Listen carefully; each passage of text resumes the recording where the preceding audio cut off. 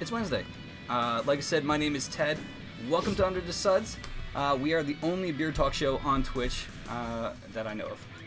So, I haven't seen anybody else doing this, so we try to be unique here.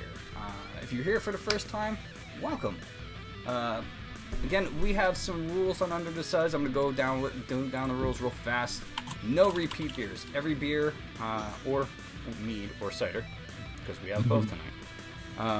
Every beverage that we have on here will never be seen again. If someone reviews it, no one else can review it ever again. So it makes it unique. And it makes us go and get new stuff and try new things, which is pretty awesome. In addition to that, no mega breweries. So we'll not see anything here from a Budweiser, a Coors, a Miller, etc. Show respect to the reviewers.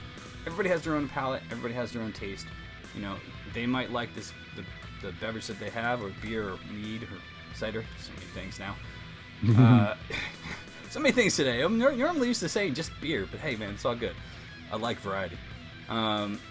They may like it, you may not. That's all right, but it's their opinion, so respect that.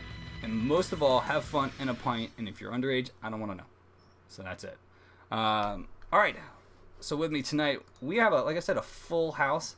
My friend Drew, my friend Dan, Commander Human, and Thigh Toaster is here, hanging out with us. In the flesh. In the flesh. Well, some of us are in the flesh. So Toaster is a toaster. So that's the best part.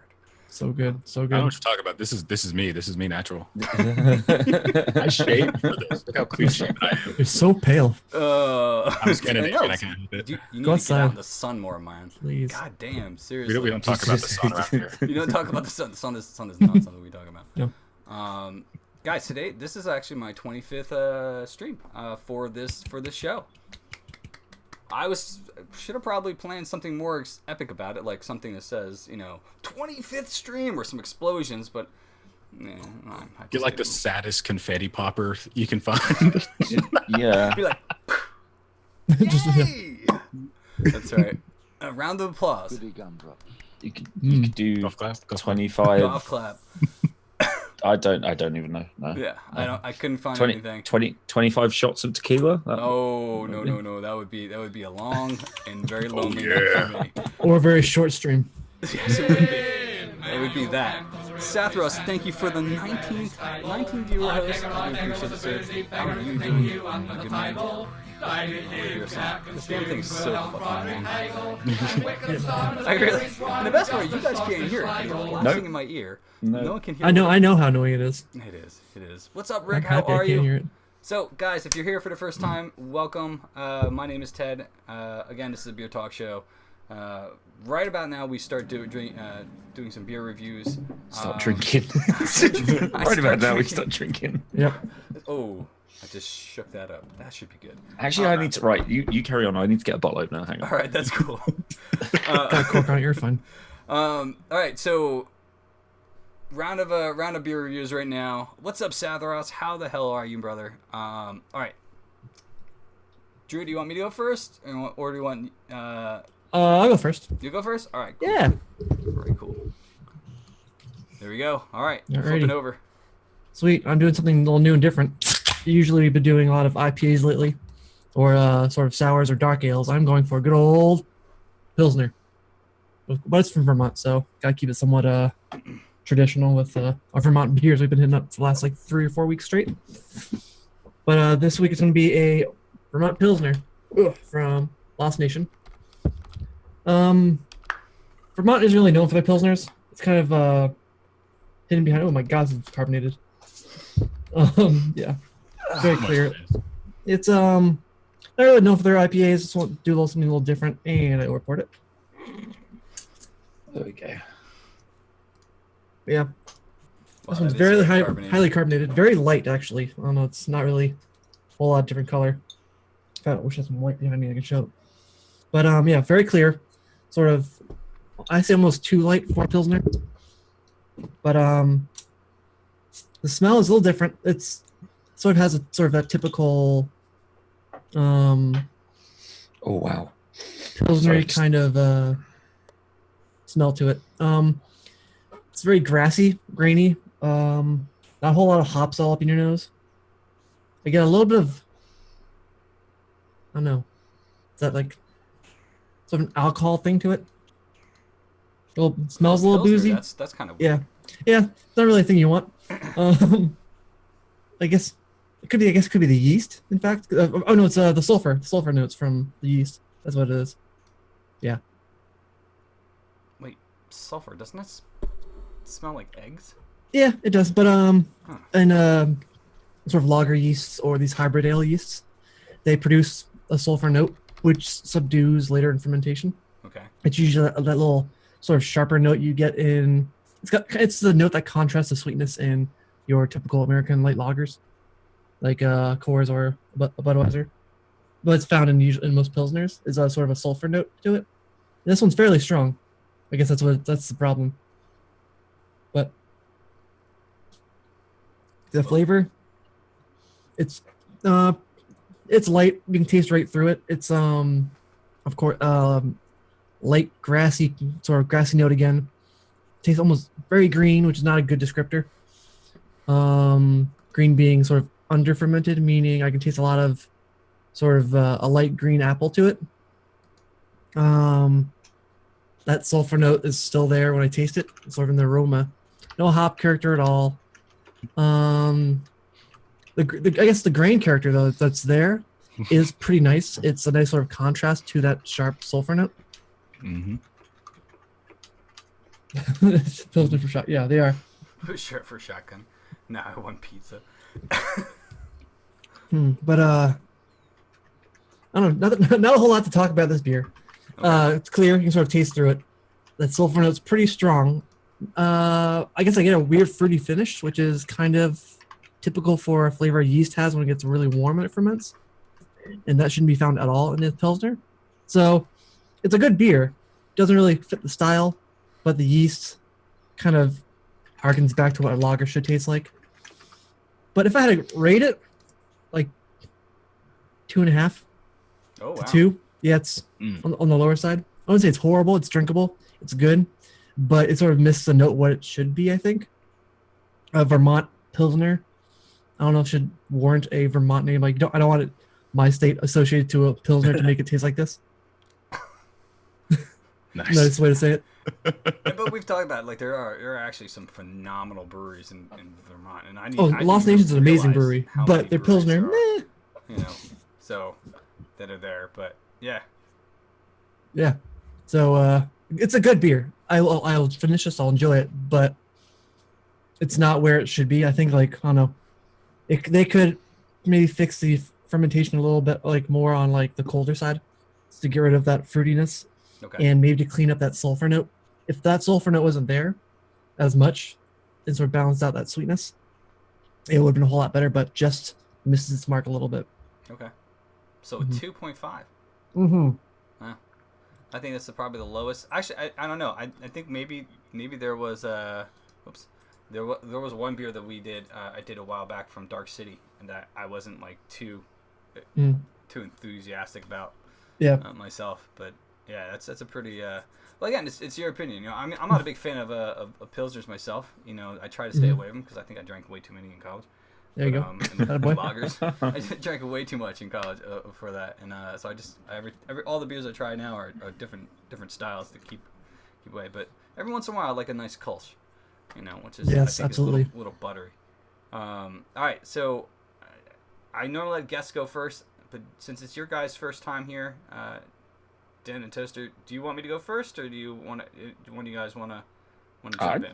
I don't mind. I mean, I've not got, to be honest, I'm very much, I don't really drink a lot of beer or cider, really. Like, I'm more of a spirits person, to be fair. Although I drank a lot of beer when I was in my 20s. Sort of, for some reason, I sort of like, I don't know, I think it was the whole, as you get older, you can't tolerate the hangover as much, so you move on to whatever gives you the least kickback in the morning. So you went for the hard stuff. So actually, like whiskey and Jack Daniels and rum and stuff like that doesn't give me a hangover at all. I can just coast through, have a dozen shots in the night, and then just wake up in the morning and go, I'm a little tired, but I feel good, and just so I can't even so think of doing that no, anymore. yeah. So really, but I don't drink a lot of beer, so I'd prefer cider to beer. Probably more for a tasting. I think it's just, I don't know. It's one of those things when beer doesn't taste very nice most of the time. Maybe that's just because I'm drinking the wrong beer, but general like lager just tastes Bland. fucking horrible. Yeah. I mean, I don't Like, drink beer either. No, really, I feel no. you. It's like, yeah, it's one of those things. And I think the only beer I really used to enjoy was like a kind of like like a Soul or Corona or something like Corona of lime or something like that. Like a really just, and that's because you can at least put some like lime in it and flavor it up a bit. Right. Yeah. But cider is kind of nice because at least with cider you get a bit more of a nice flavor over just that kind of that kind of beer taste. Yeah. So actually this is really cheap. It's really cheap. But I looked it up. I looked it up online, and it is actually like a legit cider, and it has won. It's actually won awards. Like the guys that make this vintage Somerset cider have actually won cider awards. So it's not, considering it's basically less than $1 a bottle. It's not that bad, and it's legitimately brewed, or it's legitimately made in Somerset. So it's not fake. And yeah, this one has won the International Cider Challenge 2016 Bronze Award. I don't know if Ooh. that's actually a real thing. It is. Is that a real thing? That's a legit the competition. International Cider Challenge 2016 last year was bronze. So I get, is that third? Well, or shit. Yeah, you know, that's not that so bad, actually. that's It's for third best in show. yeah, for 79 pence, which in American shit. money is around about 99 cents, something like that, Oh, for man. almost a pint. And yeah, as soon as I mean, like, while you guys while I was off camera, I sort of just cracked the thing on this and was just like, wow, because it is proper. But it's nice though. It's actually got a nice. It's not as bad as you'd think for the price, because generally you sort of, if you buy something and it's a bit cheap, you're going to expect it to taste like paint stripper. Yeah. And but this is not like, it's not bad. It doesn't have that cheap cider sort of, if you buy that Booziness sort of and big weird cheap stuff that thing. you go and you're like, oh fuck, Yeah. Jesus, it's actually okay. And it's like the aftertaste on it is actually kind of nice. It's a medium dry, exquisite medium Ooh. dry, to coin the proper phrase. Yeah, I think, to be honest, I don't have enough experience really to compare what dry and medium dry and like, I know what a dry wine tastes like. Well, like Same like kind of thing. Strongbow's It's- a dry cider, right? So if you Okay. have a Strongbow, Yeah, it's got Strongbow is kind of, those ciders are a little, I don't even know. It's really weird. Because it's definitely sweet, and it seems like the more you drink it, even the first few sort of mouthfuls, it kind of mellows, even as you're drinking like two or three. yeah. It's kind of weird. The first bit is kind of a bit, kind of hits you a little bit, but then after that, I don't know. It's a strange one, but it's nice compared to cheap stuff that I've had in the past. It's definitely a bargain for the price. Now, That's for at sure. 8.2 and $1.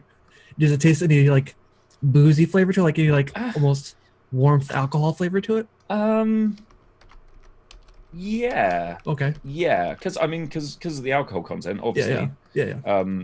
You got that, when you do like if you have like whiskey or rum, neat or whatever, you get that warming sort Absolutely. of. Oh, nice. This has kind of got a little bit of that. Okay, You good. can kind of, it gives you that little kind of like warm up sort of effect as it goes down, which is nice actually. I kind of like that. Either that or that's just stomach acids going, oh shit, It's just acid fucking apples. Fuck you. That's pretty high But- for a cider, though. 8.2. I mean, 8.2 is and it's not. It's a clear cider as well. It's not like it's a cloudy, old rosy sort of. It's not a scrumpy or anything like that. Oh, So 8.2 is fairly high, mm-hmm. I'd say, but I actually kind of like that, and it doesn't taste that high, if you know what I mean. Yeah, so it's like that sounds more well aged than normal. Like if it was sort of that cheap and that boozy, you would know it all up in the face. You're like, good. Yeah, like it's not your diamond white Frosty Jack sort of. Oh yeah, it's not like cracking open a Colt 45. No. The King Cobra. Yeah, it's definitely a more a slightly more refined, get you drunk quick cider, which is quite nice actually.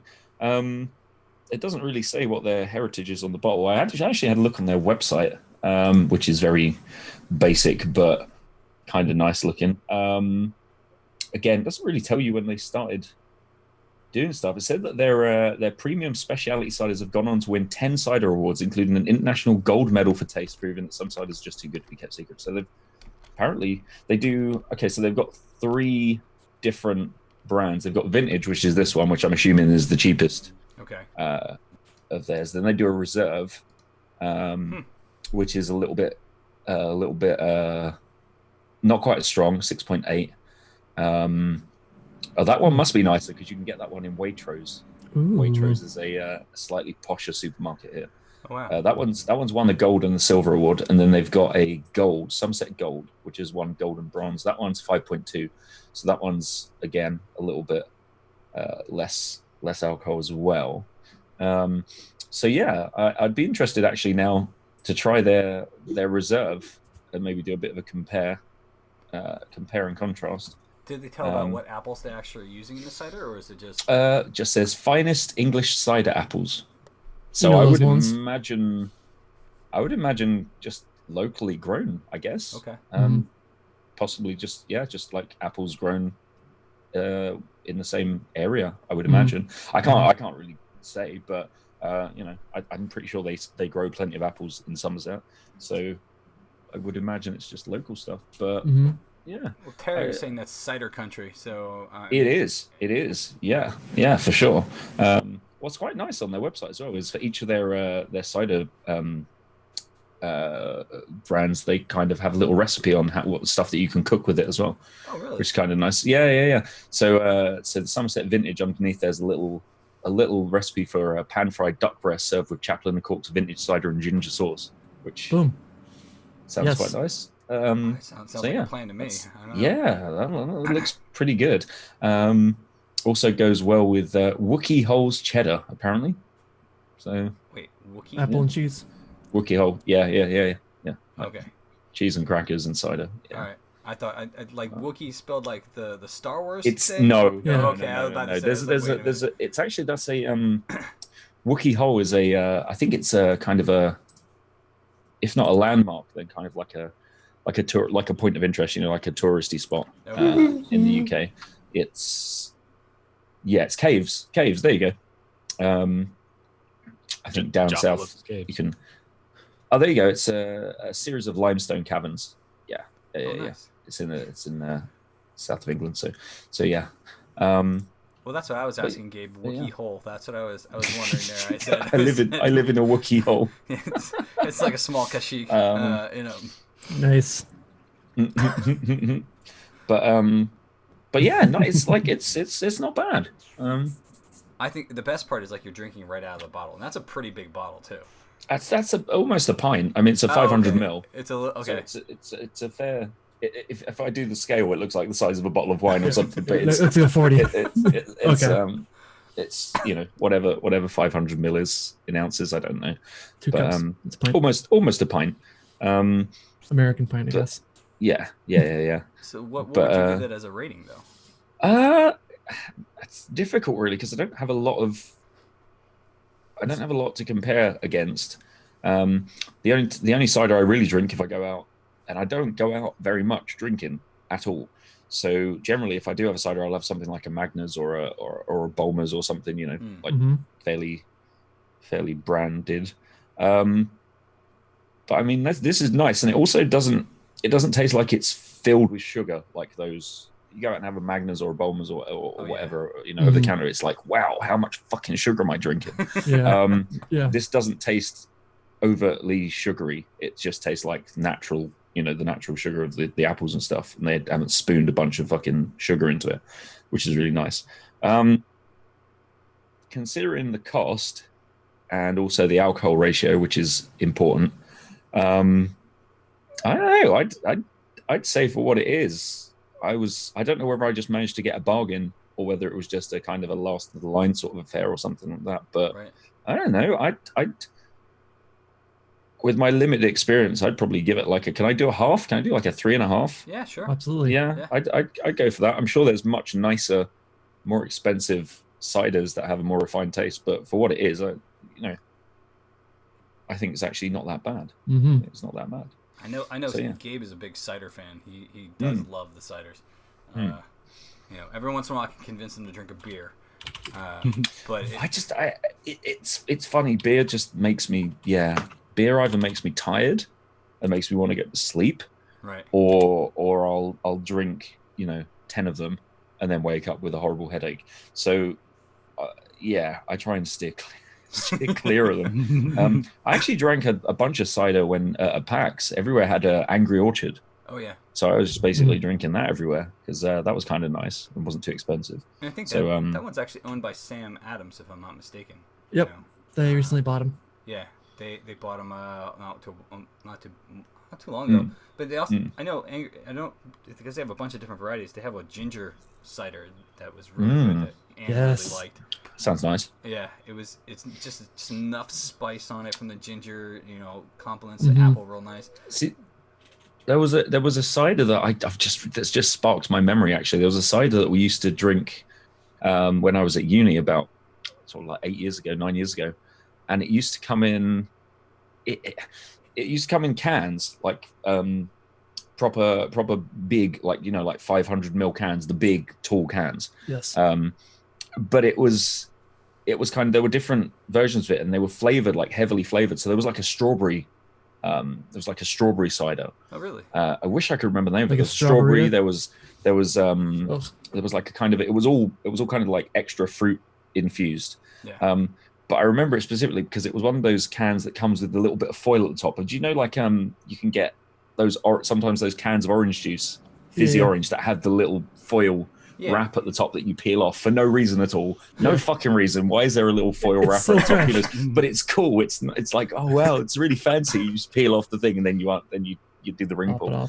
And that was really nice. You guys carry on and stuff, but I'm gonna just, because this is annoying me now, I'm gonna try and find it because it's like a strawberry cider and it was really, really tasty, like really nice. And for a time, it was just, we discovered it in an off license or something, and then suddenly everyone started drinking it because like, oh wow, have you had this stuff? Oh man, that stuff's so great, it's great. Just discovered this like little treasure of an unknown cider brand. It wasn't Sam Smith, right? I mean, because they have no, it had a really specific name to it, and it's going to really annoy me now. I'm going to have to look at Google image search until I can find this. Is on a mission now. Because was it this? It might have been this. I think it's called. Was it this? It's called Fizz. It's called Fizz. Never heard of it. Yep. No, that's it. I found it. Premium Nordic cider. 4.5%. And it comes in these kind of little coloured. Let me paste the little image search link into your black can. Yeah, with a little. You can see like the little. The little top to it that you peel off. You'll play yogurt top on it. But I remember it being really tasty, like just nice, just like really nice to drink. Well, I mean, Sapra's from Norway, so I wonder if he knows. I'm gonna actually Google it quickly. Fizz cider, because not fixed cider, fizz cider. Let's have a look. Our brand fizz. Finland. Oh, it's from Okay. Finland. Okay. I think Finland and also Estonia. Let's have a look. Finnish market in 1994. 4 years later, it was purchased by Olvi PLC, started producing fizz cider in Finland and Estonia. Also sold in Latvia, Lithuania, Belarus, and Denmark. In the Baltic countries, fizz is the market leader in the cider segment. So it's quite a, yeah. In 2013, it was recalled for high-level arsenic. Really? No, just kidding. I'd stopped drinking it by then, but that's So good. probably too late. Oh no. But yeah, they do apple and pear. They do sweet yellow plum, juicy blueberry, and summer strawberry flavors. I remember specifically drinking the strawberry flavors quite a lot. Okay. And they were really good. I might have to see if I can buy some of this stuff again because yeah, if I ever come back, I'll try and grab some. Oh yeah, definitely. And do that on stream because yeah, I just have really fond memories of everyone kind of picking up four packs of these and yeah, really nice. Yeah, ciders. There's a ton of ciders that are out there, and we have some local places that do ciders. You know, they're few and far between. They're kind of as rare as finding like a mead in like a beer shop. You know. Yeah. Not here. Breweries, what's up? They're just as popular as beer up here. Are they really? I think we have them like 12 to 20 cider houses. Down here we can't. There's not as many down here. You know. Yeah. You know. Toasted, do you want to go next, or do you want me to go next? Since I have two, I can go on in the elderberry, then you do yours, and I'll come back for the honey mead. Sure, that works out for me. Go for it. There you go. Are you done with your Overwatch game? Yeah, it's on the main menu. It's there. You're playing Overwatch as you're here. Wow, that's awesome. Yeah. Multitasking. The elderberry mead, it's the one on the right. It's a very dark color. It's a lot more on the wine side, which is, explains a bit of the color there. It's made with elderberries, and they did start with the honey base for it. But it is a lot more on the wine side of things. However, I have had their elderberry wine, and it is a lot sweeter. You can definitely taste the honey in it. Give me 1 second. I got to reach over and grab it.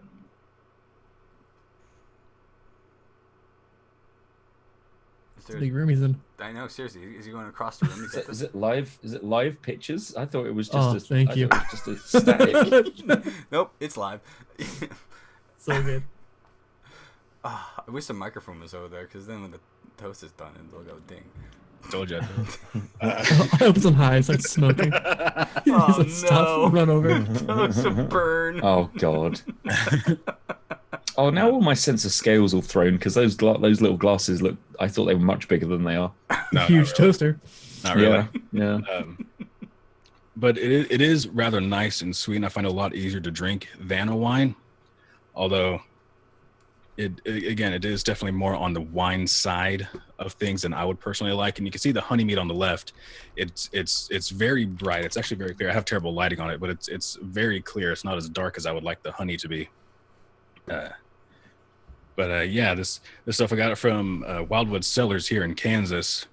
They're actually just across the street from my favorite casino, turns out.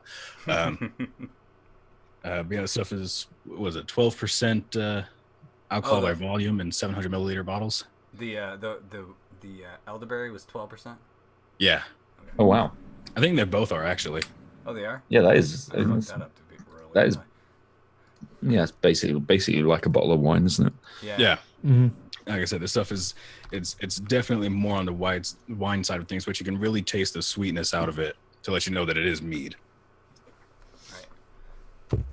And mead is a. I mean, it's just really honey and water, right? With like, and with the elderberry, you're adding additional like flavoring to that to ferment with the yeast. But yeah, I mean, is there how long were these meads actually aged? I don't actually know on these ones. On this particular for the elderberry mead, I'm going to say not very long. Okay. They keep these in just a constant production cycle. Okay. So they don't let them sit that long, really.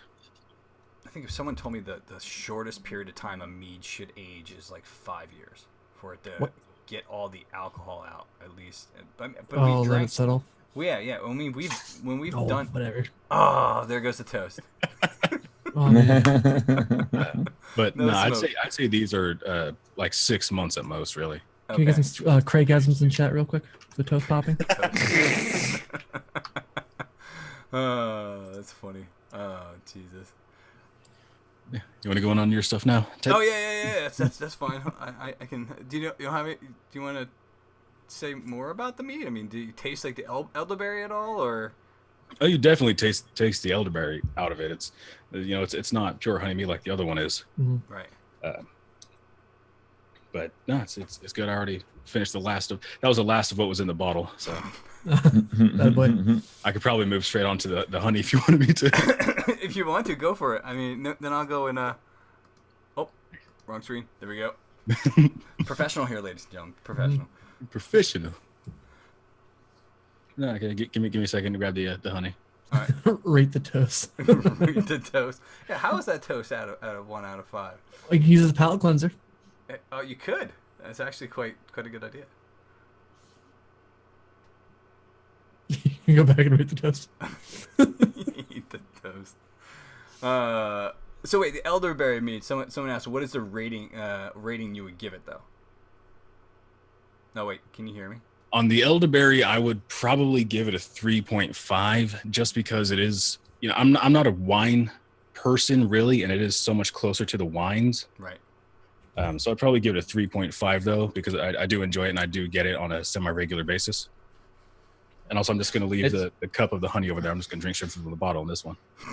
It's interesting. I was just on their website, Wildwood Cellars website, and they did enter both of those into the international wine competition. So they did enter them in a wine category. And that one got a bronze medal. Oh, damn. In the competition.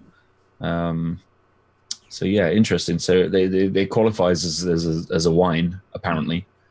Yeah, because mead over the years has turned more into a wine. I mean, if you're basically just making you're fermenting a berry. I mean, it's not really that different from a grape, is it? I guess it's more or less the same kind of thing. It's just a different. It's just that wine is grapes, whereas you have other variants of Bee vomit. alcoholic drink that you're dependent on the fruit, but it's still more or less that kind of thing.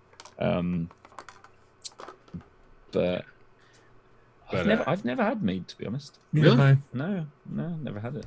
No, I love mead because I don't drink a lot of beer, but mead is the oldest alcohol on the freaking planet. It's the original beer. Mm-hmm. And a long while back, it used to be, like as light and casual as you would drink a modern beer today. Drink a pint of it. But over the years, it's definitely become more closer to what a wine would be.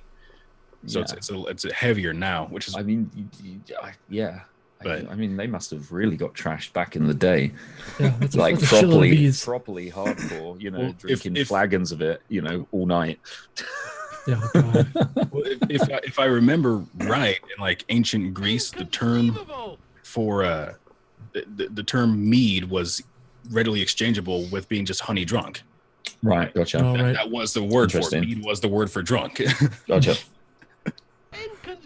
No, That's Thank you awesome. guys for all the follows, by the way. I do appreciate that. And welcome, by the way. Welcome. So this is the honey mead you're drinking right now, right? Yeah, now I'm drinking the honey mead.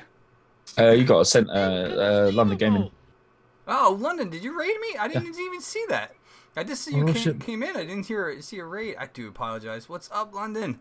How are you, man? And you also broke 200 followers. Congratulations. What? 200 GG. Hey, nice. 200. Did I say 3? 2. You didn't bring 200 followers? Really? Yeah, you got 200 followers.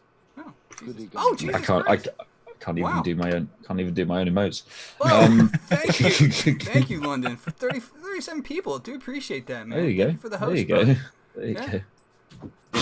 Hey, man. Wow. Thanks, guys. Welcome, Raiders. I do appreciate you guys being here. My name is Ted. While we're sitting here, real fast, I'll just flip back and say welcome real fast. My name is Ted, otherwise known as Escape Time. You're watching the only beer talk show on Twitch. So welcome. If you don't have a beer, go grab one. because that's probably good for you. It's worse health than it is to beer, right? It's good for you. Fingers are drunk. There you go. Good for the soul. It is definitely good for the soul. So this the honey mead though. Is it good? I mean, is this something you drink often? You said this one. Yeah, I get it. Summer. They actually sell out of the honey mead a lot quicker than they do the elderberry, because they start with the regular honey mead and then they add in the elderberries later, so they have a lesser supply of the honey on standard. Right. But it is actually very good. Like I said, this is just the pure honey mead, so you can really taste the honey in it. And yeah, I quite enjoy it. Would you rate this higher than your other beer, mead you had? I would rate this one a solid 4. Okay. And if by next season, if I can get the honey mead from the beekeeper himself, I guarantee I'll rate that a solid 5. Oh wow! All right. And it's a lot darker than this stuff is too. Oh. Because really? he makes it with just the raw honey straight from the freaking bees. It's great. Nice. And it's interesting because different honeys, depending on what they actually go out and gather, right? I mean, you have I forget what's the one that we have a buckwheat honey downstairs, and it is super dark. I mean, wow. Yeah, he makes his mead with the buckwheat. Oh really? Oh, that makes sense then. So I wonder if they It's packed full of flavor. It's like you're drinking just alcoholic honey. It's good. I wonder if they make mead from because you can buy that. Have you guys heard of that Manuka honey that you can get? It's from New Zealand. Yeah. And it's super expensive because it's actually kind of sort of medicinal, but it's like super good for you because it has tons of I don't know if it's antioxidants or it has like hydrogen peroxide in it, which in certain ways is like really, really good for you to take in to eat and drink and stuff. So it's really expensive. They have like this different rated honey, and it's like you can get a rating 5, a rating 15, or a rating 20 or something. And it's really like, I think the most expensive one's about maybe 20 pounds for like a like for a jar of honey. Yeah. I wonder if they make, I think someone's saying they actually do. They make like a mead out of the Manuka honey, which is probably really expensive, but I'd be interested to know if it's kind of really good for you as well. It's just like gets you really drunk and also is really, really super healthy. Is that Barnes? Is that the one you're talking about? Is that the Manuka mead? Is that how they you spell do it? They do it. Yeah. All right. Bee mead, Manuka honey, sparkling mead. Interesting. Sparkling? Really? Yeah. Well, I mean, you can. It's like champagne. As soon as like because the yeast basically eats all the sugars, right? And then after in anything you're fermenting, really, if you're doing kombucha, which is a fermented tea, wine, and then once it's done, the yeast go into like a dormant stage. So with mead, I think it's a little bit different because there's so much sugar in that, but it can provide a lot of carbonation in it. Like even when we do our wine, because we actually make homemade wine here in our house. A lot of times, even our red wine that we make actually has a little bit of carbonation on the end of it, but it's not like champagne. It's not like bubbly, but it has to let it sit for a little while. Little fizz to it. It's just something. It's a weird one because when you think of it, it's just the thought of honey. It's just thought of fizzy honey. Yeah, right. a thick, viscous. What? Substance. That's weird, isn't it? Yeah, you just don't think honey and fizz. You just think it must be just a still, like a still drink or whatever. Yeah, like a wine. Good. Yeah. So that's interesting. I might have to look into trying that because that's Again, if you haven't had one, gotta go just test it out. I mean, and then when you do, you have to drink it out of a goat's horn. Okay. I have no idea. That's how the Vikings did it. So fair enough. That's how. Hopefully there'll be one to hand. Yeah. I mean, Toaster, you probably have a mead horn at your house, probably. A mead Yeah, horn. I actually do. It's probably a different meaning depending on the time of the night or wherever you are. Hey, baby, you want some of my meat horn? I got the mead horn. Oh, jeez. Got my mead horn. All right. 21 and up on the show, kids. Oh yeah. Seriously, this is definitely mature. I'm not. I'm not. Oh God, Definitely not a meat horn. Yes, a meat horn. Oh, geez. Oh my. There it is. Oh my. All right, I'm gonna crack this bad boy open real fast. Because everybody's drinking and I'm not, and I feel left out. Get on it. So, all right, this is the And again, anybody who's just joined, thank you very much for being here. My name is Ted, otherwise Escape Time. Again, we are the only beer talk show on Twitch, which is fun because I get to drink with my friends because I can't go out anymore because I have a 2-year-old. So, great. But it's one reason why. I love that. Just highlight all the times you say that, and then make a compilation for when your kid is like 15 or something, and say, "Here, look, Dad's early days on Twitch. Like this, it's just you saying, yeah, well, I don't get to go out anymore because my fucking kid. Yeah. You're so loved. Just give him a USB drive labeled "You did this to me." That's right. Oh man, yeah. The best part, he's like right on the other side of this wall. So I try to keep quiet, and it doesn't work. This beer actually is from. He's used to it by now. 25 shows. What? He's used to it by now. 25 episodes. There probably is a lot of me saying, "God damn, boy, I can't drink with my friends." Off stream though. You're gonna find it and put it together.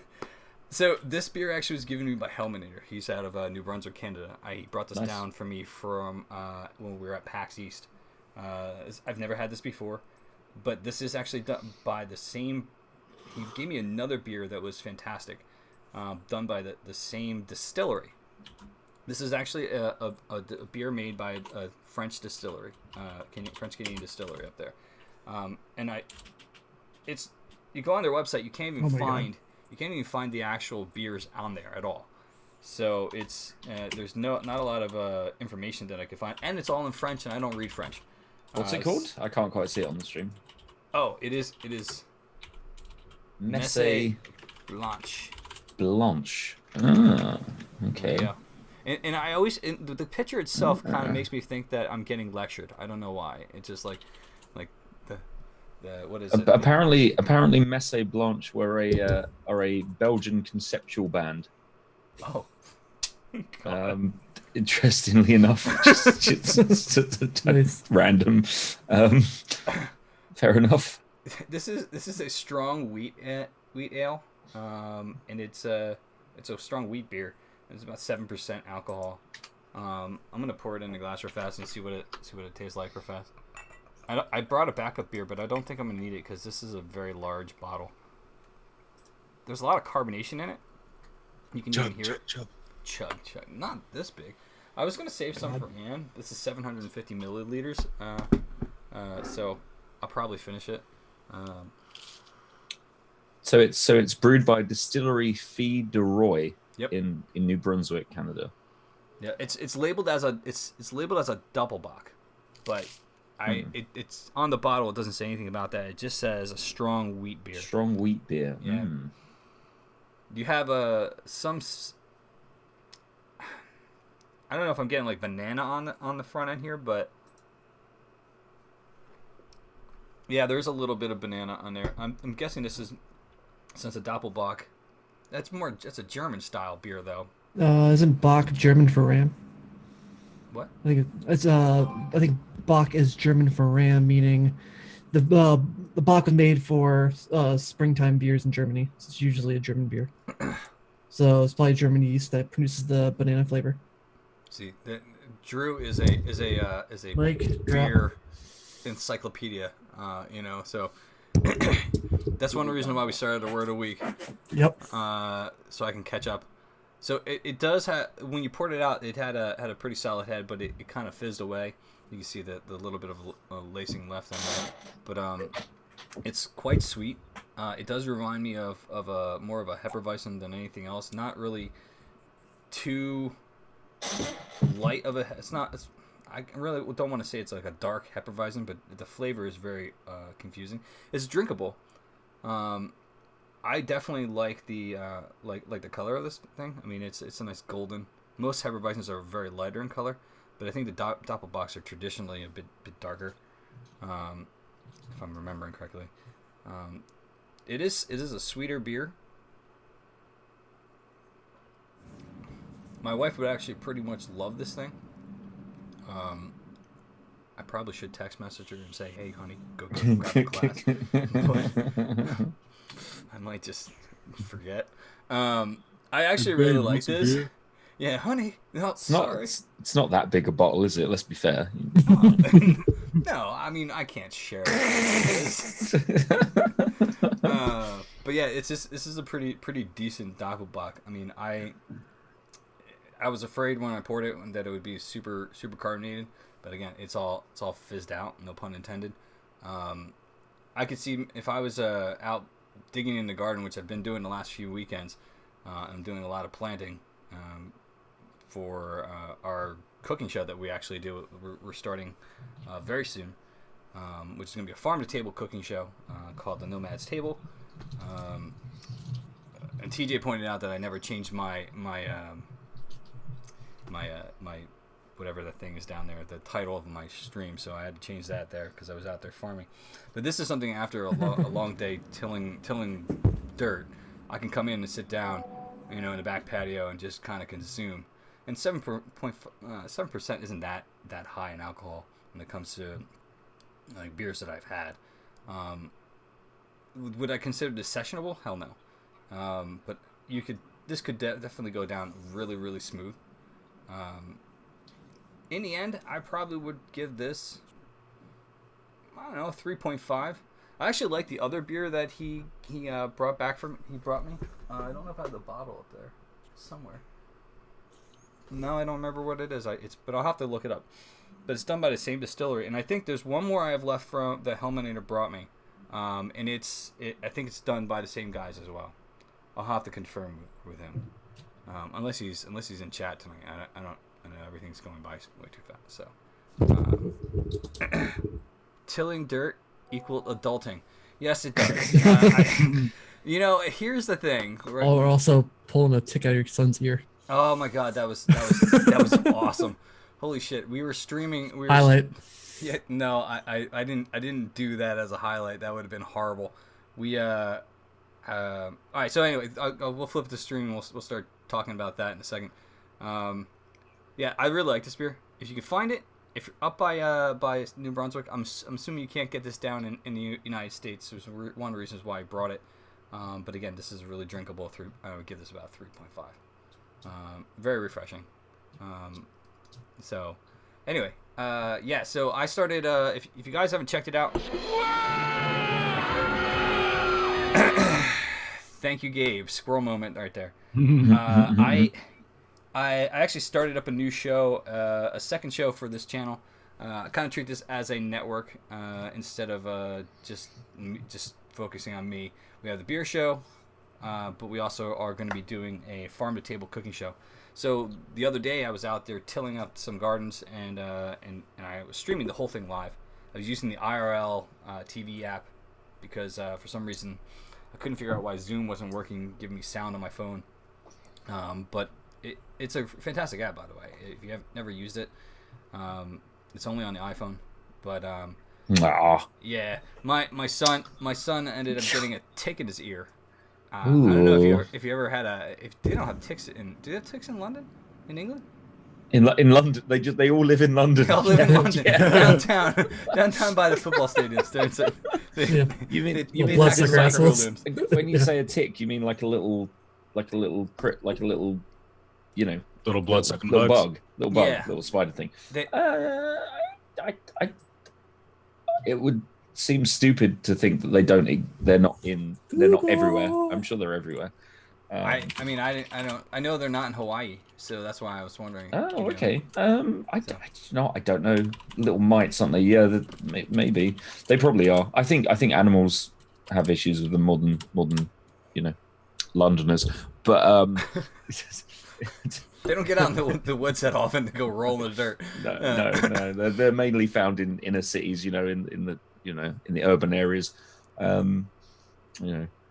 don't know. Now you've got me looking on fucking Wikipedia to see where they are. They are. Terry said no, so I don't know. Oh wow. Little blood sucking pricks. Yeah, I mean, and I actually have a very big fear of ticks. It is probably the one of the scariest things in the world to me. These little fucking things that just crawl out of the woodwork or jump out of trees and land on you, and then give you all sorts of diseases. So yeah, I don't know. I don't appears to be on the rise in the UK, apparently. Our bad. We probably brought him over there. You're welcome. Yeah, we brought him. Yeah. We sent him back over after. Next is rabies. We're bringing rabies over. You're fine. They are horrible when you look at them. They're basically little spiders. Yeah. They are more or less Like little crabby spiders. spiders. They are technically arachnids, And they but they've just inject got a big fucking evil. a big massive Ass. thing on them, the ass on them that just is just the fucking blood sucking, horrible things. Like, why did these things evolve? They're just I have no idea. ugh. So they're not ghetto only bugs, Gabe. Yeah. Ghetto. They're Them not ghetto bugs. only bugs. In the ghetto, Yeah. ghetto. Oh god. Oh man. Oh, you're sick, Sammy. I'm so sorry to hear that. That's never good. Yeah. So I did have a quick, not a, it could turn into a long topic because I was looking up the recently, and was trying to figure out something to talk about tonight. This deal with the UK. Since you were coming on, Dan, I was like, you know what, I gotta find something to do with UK. Okay. So the interesting thing I was seeing is that over the last maybe decade, we see traditional pubs in the UK closing at like a rapid rate, and there's really no. I guess it's because there's a rise of like clubs and like gastropubs and stuff. Yeah, it's a weird one actually, because I don't know. It depends where you are, I guess, in the country. There was one of the things that always gets me is when you'll be driving, between towns. Yep.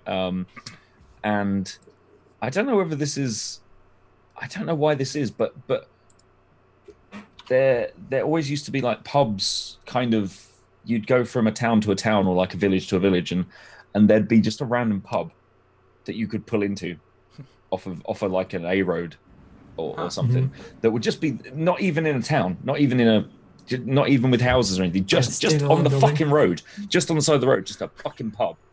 It's like, oh, Nice. hey, should we pull over for a quick one? And the US diners, they have pubs. Yeah, kind of like that. And in England, but all of these seem to have been shut down now.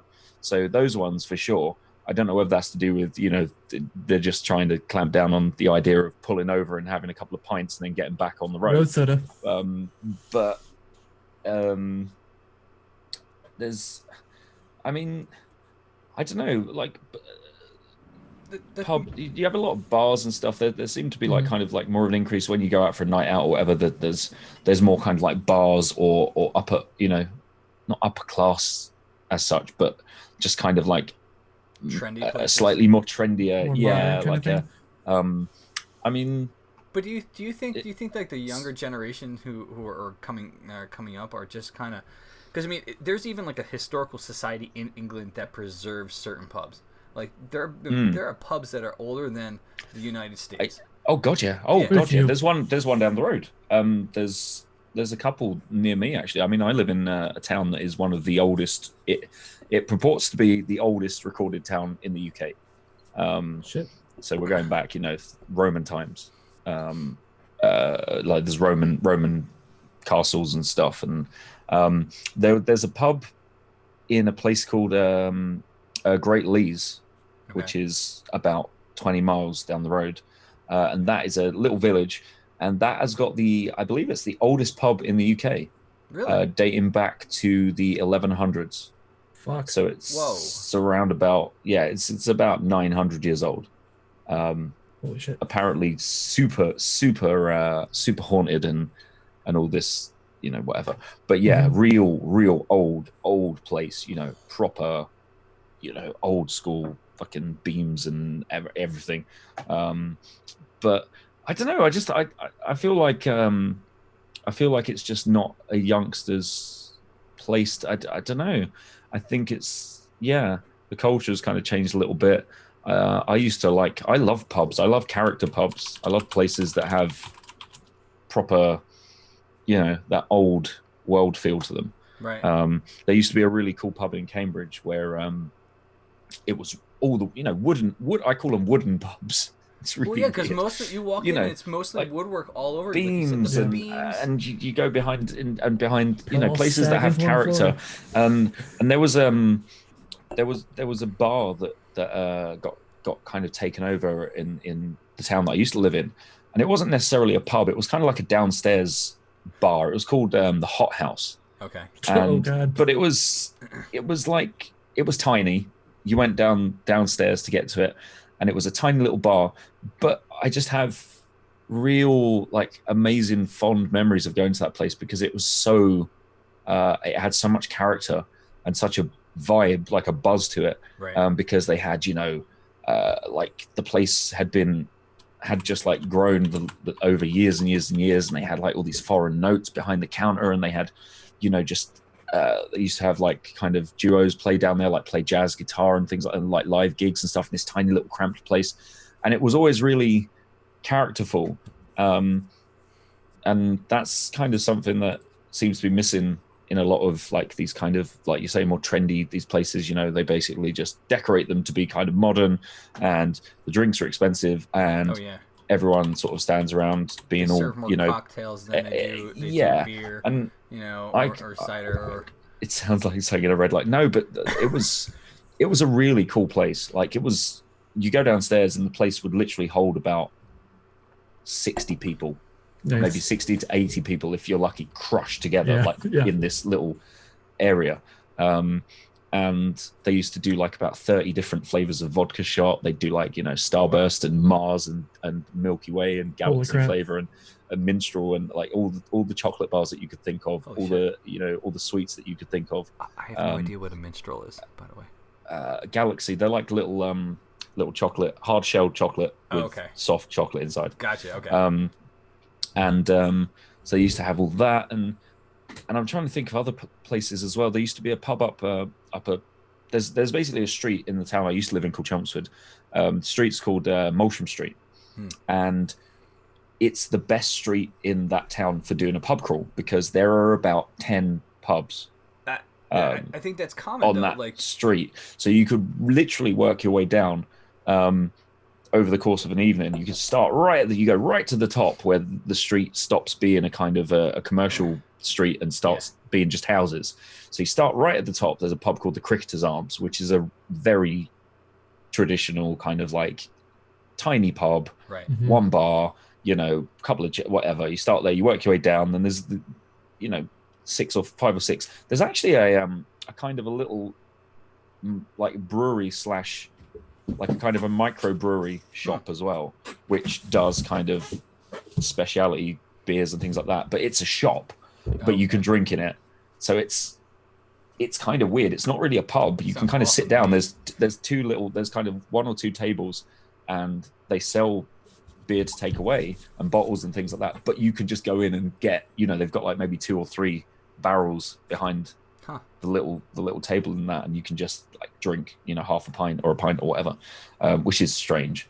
But yeah, that street in that town, there's a bunch of traditional pubs, and there was a pub called the Bay Horse, which I used to go in all the time when I was like in my early 20s, mid 20s, and it was a kind of a rock pub, like a metal pub. Do you know what I mean? Right. So you'd go in there, you get all the rockers would be in there, all the all the fun people, all the metalheads, all the fun people. Yeah, basically the jukebox would be the jukebox. Basically, the jukebox was basically just Iron Maiden, AC/DC, and Priest, good shit. And you'd go in there and you'd just have fun and chill out and listen to fucking awesome music, Dragon Force and shit like that. But then I moved away from the town and then went back a year or two later and went back up to the pub, and it had just changed into a fucking like bar / restaurant where they just made it all uptown and fucking, and I was like, wow, Jesus, it hurts internally. You I used to bumped into Toaster there. Apparently, Gabe says, because my theory still stands. So I believe that Toaster was an '80s rocker, right? And he's like the drummer or the bassist for one of the hair bands in the '80s. Excuse me. So anyway, that's my theory. That's my theory. I'm not saying I'm on a first name basis with Rob Halford, but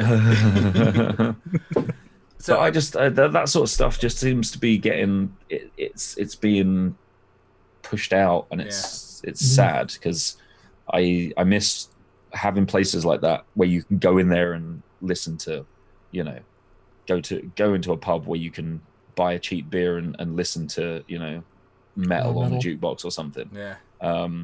And yeah, it's annoying because you have to kind of travel further afield to find good places. Really. Which kind of sucks.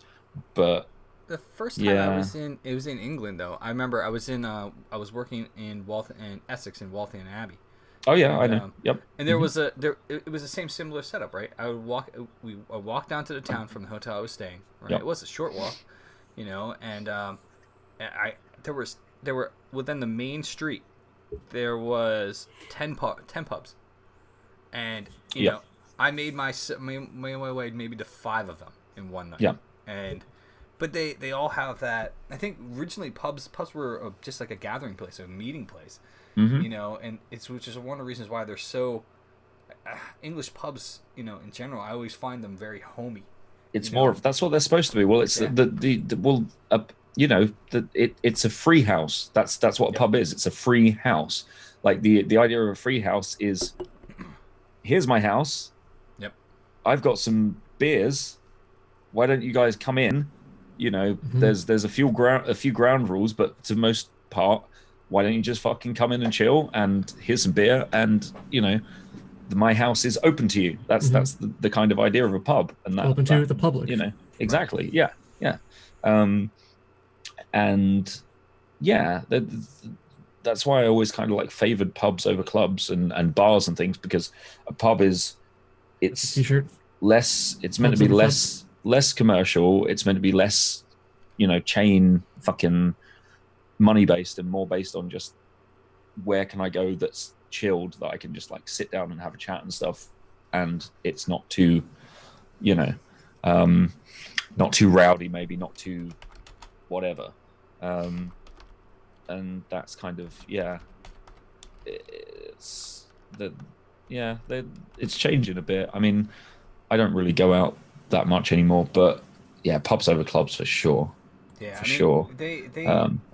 Clubs have a specific purpose, and I think that purpose is to get wasted and try and get laid. But when you're younger, you're not even listening. You're not even listening to the music or care about anything. You go in to drink as much as you possibly can in a short space of time and try and, you know, get lucky. Get wasted, fail to get laid, call your ex back. That's more or less, right. Yeah. And then go to sleep it's a vicious cycle right there. What? go to work, get up, do it. Go to work, the next day, grumble about it. You know, one of my favorite pubs actually in the world is in London, in Covent Garden. Okay. It's called the Harp, and I went there because I've been to England a bunch of times for work, and then I finally went over on a proper holiday with Anne several years ago, and we got to get back. But I walked into this pub, and one reason, there's several reasons why this is my favorite place. It was the first time I ever had Landlord, which is one of my favorite beers in the world. But I remember going up to the bartender and talking to her, and I was telling her about my wife, you know, how we were getting married, and we were brewing beer for our wedding. You know, it was nice. It was very, very small. There was no music. It was just no TVs. It was just proper conversation. You would have to talk with the bartender. You would talk with people. They didn't know who the hell I was, but they were just super friendly, you know. And then was the bartender hot? She was alright, but anyway. So what are we talking here? Like a 7, an 8? I don't know. I don't know if I would give a rating. It's been so long. So we have a star system here. Come on. What? We have a star system here. He's like, listen, my wife is listening. Can you shut the fuck up? Stop it, Toaster. No, she doesn't watch me. She doesn't. Ian's a 5, but she is a what? She's what? So the cool part was like when we went back for when Anne I took Anne back to England the first time I went back for like a proper holiday, and I got a chance to see all the stuff I saw on the outside. We went back to the Harp, and I walked into the pub, and the same bartender was behind the bar, and I walked up and I ordered a beer, and this was like 5 years later, by the way.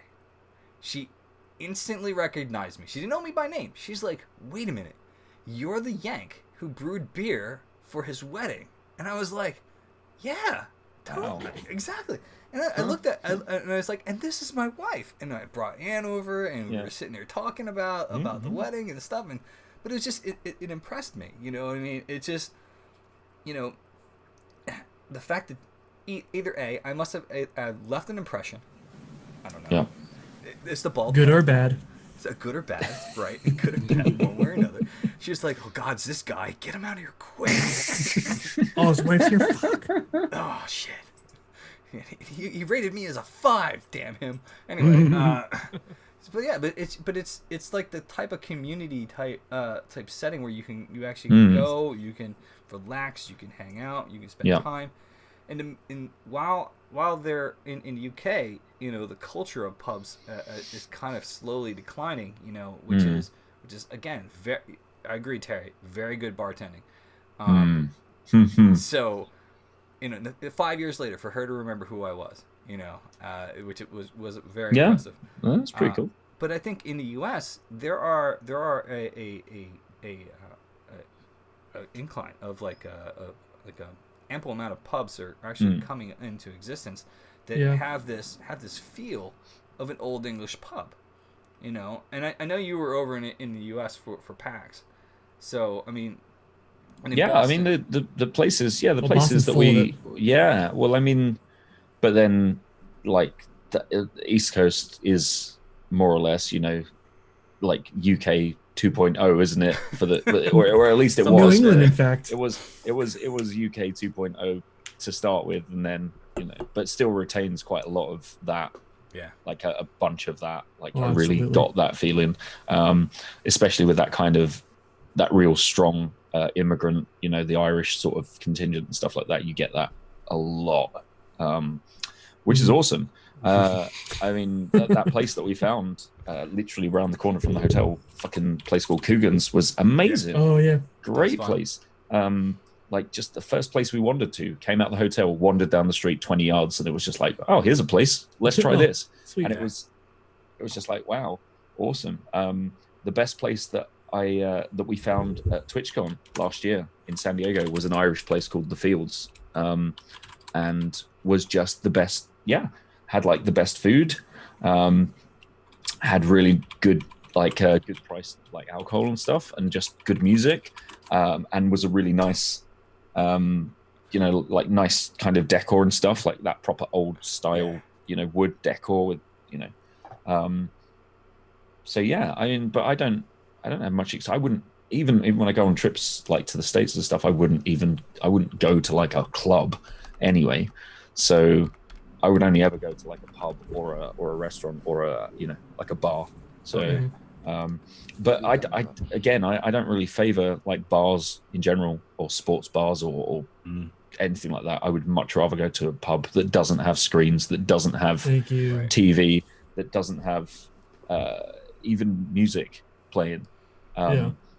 Like it's actually really nice to find a place that doesn't even have music, and you literally just have a busy place that is just the sound of people, which is kind of nice. So I like that, because even some pubs or some bars, they'll crank the music up to try and create atmosphere. It's like, and drown out the conversation. You don't need that technically. Like if you've got lots of people and the atmosphere is buzzy, you just need people. Which, you know. So I kind of like that as well. It's 100% conversation over music. I agree. I mean, that's one thing.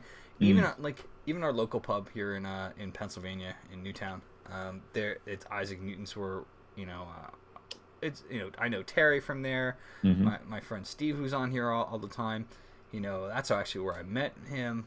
A lot of friends that I just don't get a chance to see anymore, which is one of the reasons why I started this show in the first place. I mean, and one of the reasons why the look and feel is the same way. It kind of, I wanted it to be that wood, like, where I can get everybody together and sit there and just kind of hang out, have a good conversation. You're making me want to make an overlay for you to use.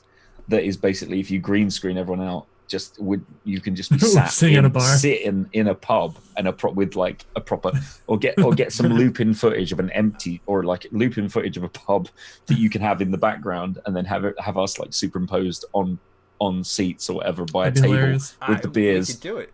That would be brilliant. The Yes. interface can change whenever, but I mean, like, I want to be able That to. would be funny. But that's why because again, I love that about bars. I love that about pubs. The community, guys that I've met, over the last 9 years that I've been here in Newtown.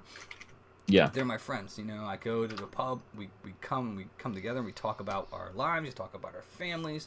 We have a good pint. It's good conversation. And then eventually, what's up, Bear? How are you, man? And then eventually, the younger crowd comes in and ruins it at night. So I find day drinking is a lot easier than going at nighttime where the music's loud and most people order mixed drinks, and I'm like, oh God, get away from me. Some kids these days. What's really funny is that they actually, I remember years and years and years ago, there was a nightclub in my town, and they actually briefly started opening it at lunchtimes.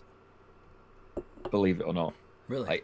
Yeah, a proper full-on nightclub where they had the music going and everything, like proper loud music, again dance floor, the lights and that, and they opened the place from from 11:30 till about 2:30.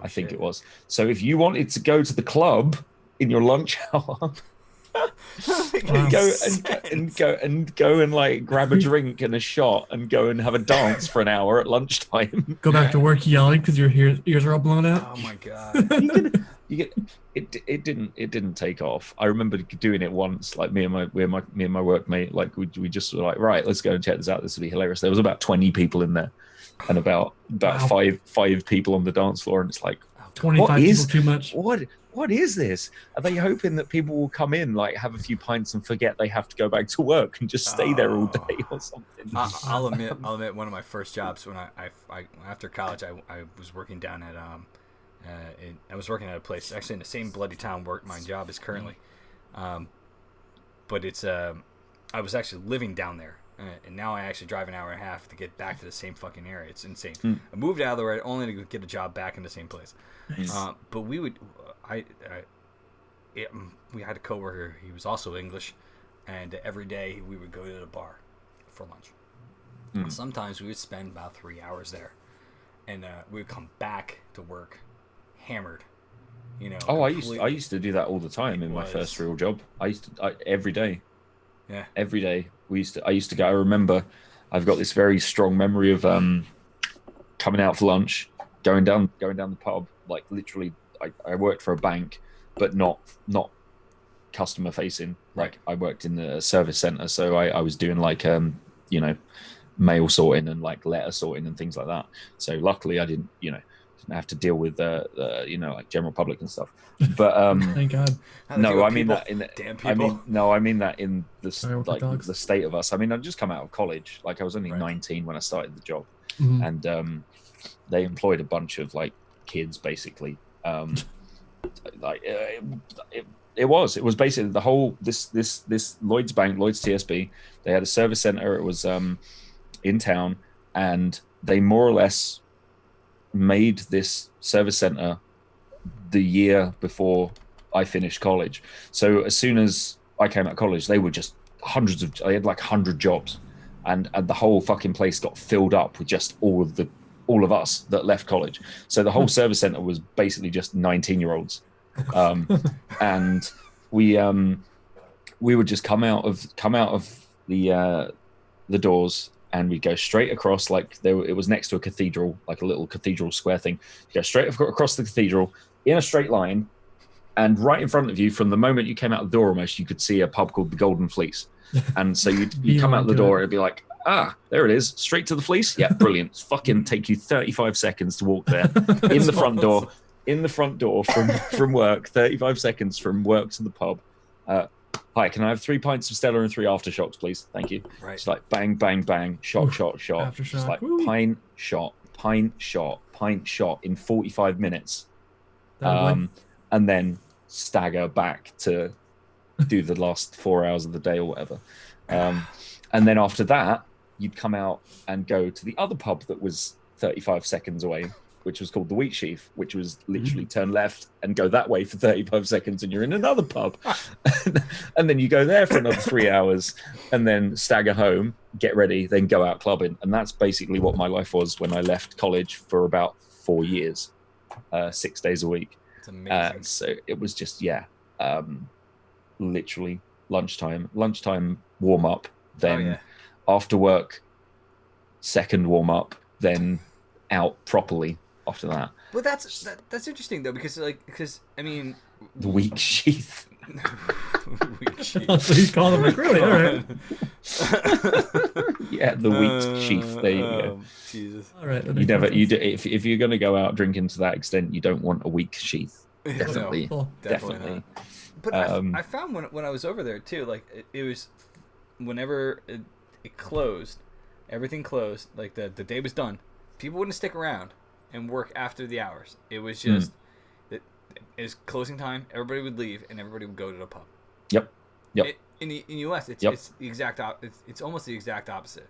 Like right now, I work in an office where these guys work a ton of hours, and I put my 8 hours in, and I'm out of there. Of there. But I'm lucky enough to work from home for 2 days a week, so I work from home tomorrow and Friday. So I mean, I put extra hours on because I wake up and I start my stuff at 7 o'clock, and then and I on 5 o'clock I say good night, So it's but like it was just the norm. That was the schedule. That's what everyone did. As soon as you came out of work at 5 p.m. or 5 past or whatever, that's it. Straight down the pub for at least 1 or 2 pints, and then back home. Have a shower, get changed, have some food very quickly or whatever, and then straight back out again for the night out. And that's another thing that's really, really interesting as well, is that I found from when I was like in my early 20s, at least the town I lived in, I don't know whether this is like an overall cultural thing that's changed. I haven't really noticed, to be honest, but we used to go out a lot earlier. We would want to be back in town and be back in the pub for around about 7 p.m. Like 7:30. And then drink, and then finally go to a club or a bar or something at like midnight or 11:30 until 2 or 3 in the morning. Nowadays, it seems like, or at least when I was, in my later 20s and still sort of going out more or less, people wouldn't bother to go out until like 10 o'clock at night. Would stay in and then go out at 10. And then it's really weird. I don't know why that kind of changed. I don't know whether that's to do with just the price of drinking or maybe just... I'm not sure. It's really weird, but it definitely feels like more people used to spend more time in the pub earlier, than they do these days. I don't know. I have no idea why. Well, it's a weird one. A lot of people are actually drinking at home. They say, in one of the articles I was reading about the UK, and some of the decline was also because people weren't going out to the pub because I think it's the price of beer. It is. I think a lot of it is to do with cost of living and stuff and inflation and just the fact that over the last 15 years people are not earning more than the price of living is going up, and it's more of a luxury. You can't afford to go out drinking for 8-9 hours now, 5 times a week or whatever. Second job.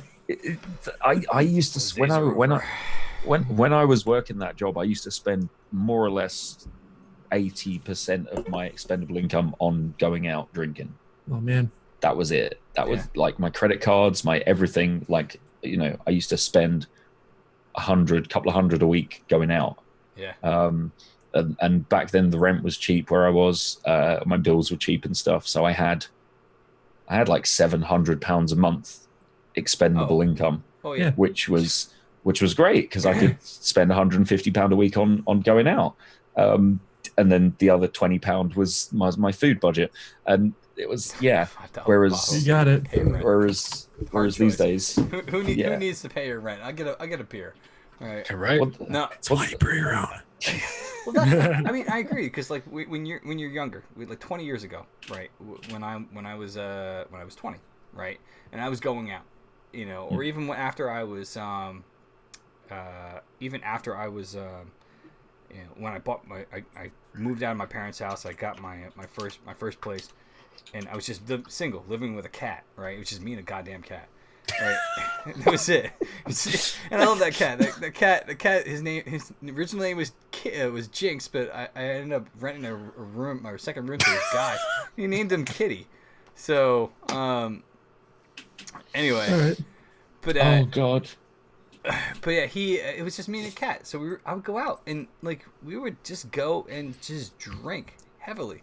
With the cat or with the cat? Yeah, I would bring him in the cave, put him on me the and the cat. leash. Me and the cat used to go out quite a lot. Cat and I would go out. I was my only friend, Wah, my wah. only friend. We'd go out He just to a puts the pub. cat on a bar stool next to him, and he'll have a pint as well. Exactly.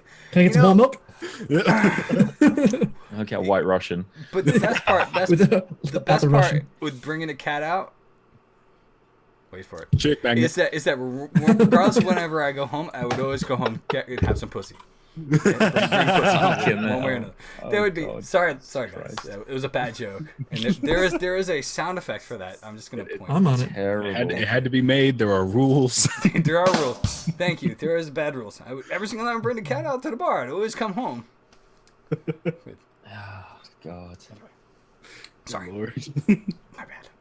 It's terrible. No, I wouldn't bring my cat to the bar. That would be really bad. You saw that joke coming. You did. Whoa. I am a dad, and I'm allowed for dad jokes. It is what it is. So, anyway, and on that note, Transition. transition straight. Seriously. And moving on. Hey, how those Knicks? No. So Man, that action sports ball, love it. I knew that was gonna kill it. As soon as I said it, it was just like, should I say it? Should I say it? Say it. All right, fuck it. I go for it. All right. Put it So out. Fuck it. I do have trivia tonight.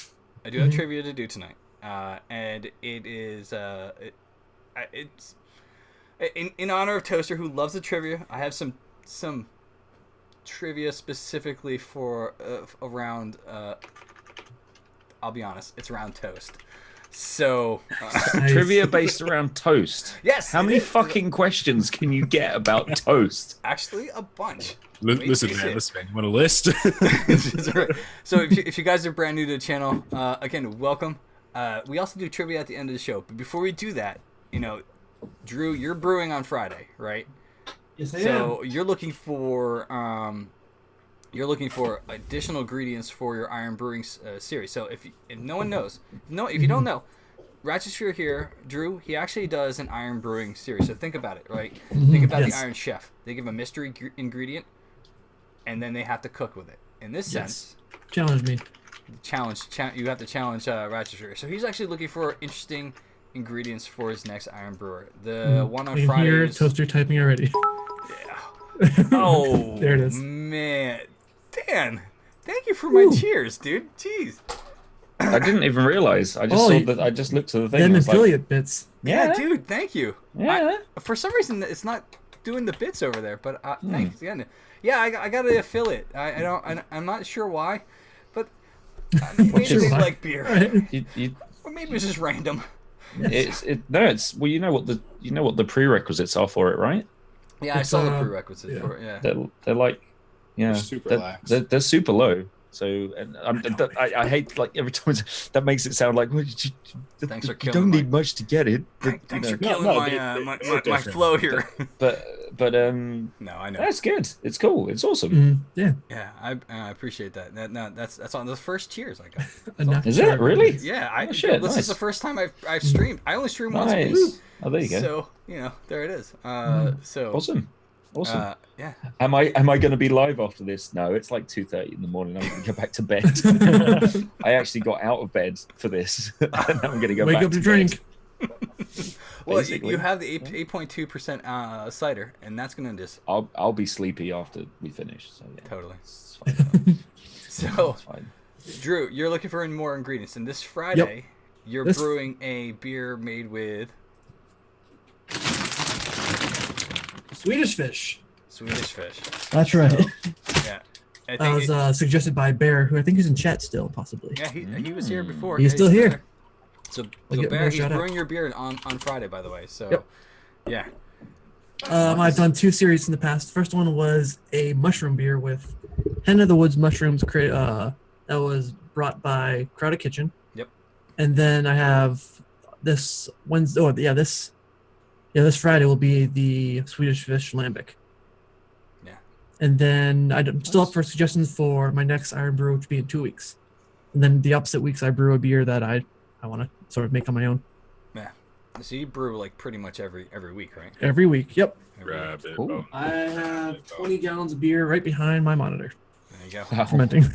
Nice. So if you guys haven't followed Drew already, please go give him a follow. You know, with his brewing. You know, there are not a lot of guys that do brewing in Twitch. I actually do brewing very rarely. There is a brewing stream we've done. There's only 2 that regularly brew on the Brewing Creative, me Yep. and Brew Nation. Brew Nation. Those guys. Those guys are constantly brewing. Cool. They actually have want to start their own brewery, but so does Yep. Drew. I believe so one of them. I believe one of them works at a brewery. I think, works at a right? brewery. Yeah. Yeah. So if you guys have any suggestions for his Iron Brewing series, send him a message. Drop him a follow. Send him a message. Or put it on our Discord. Yeah, the Discord's there. That Discord link right there actually is a centralized Discord.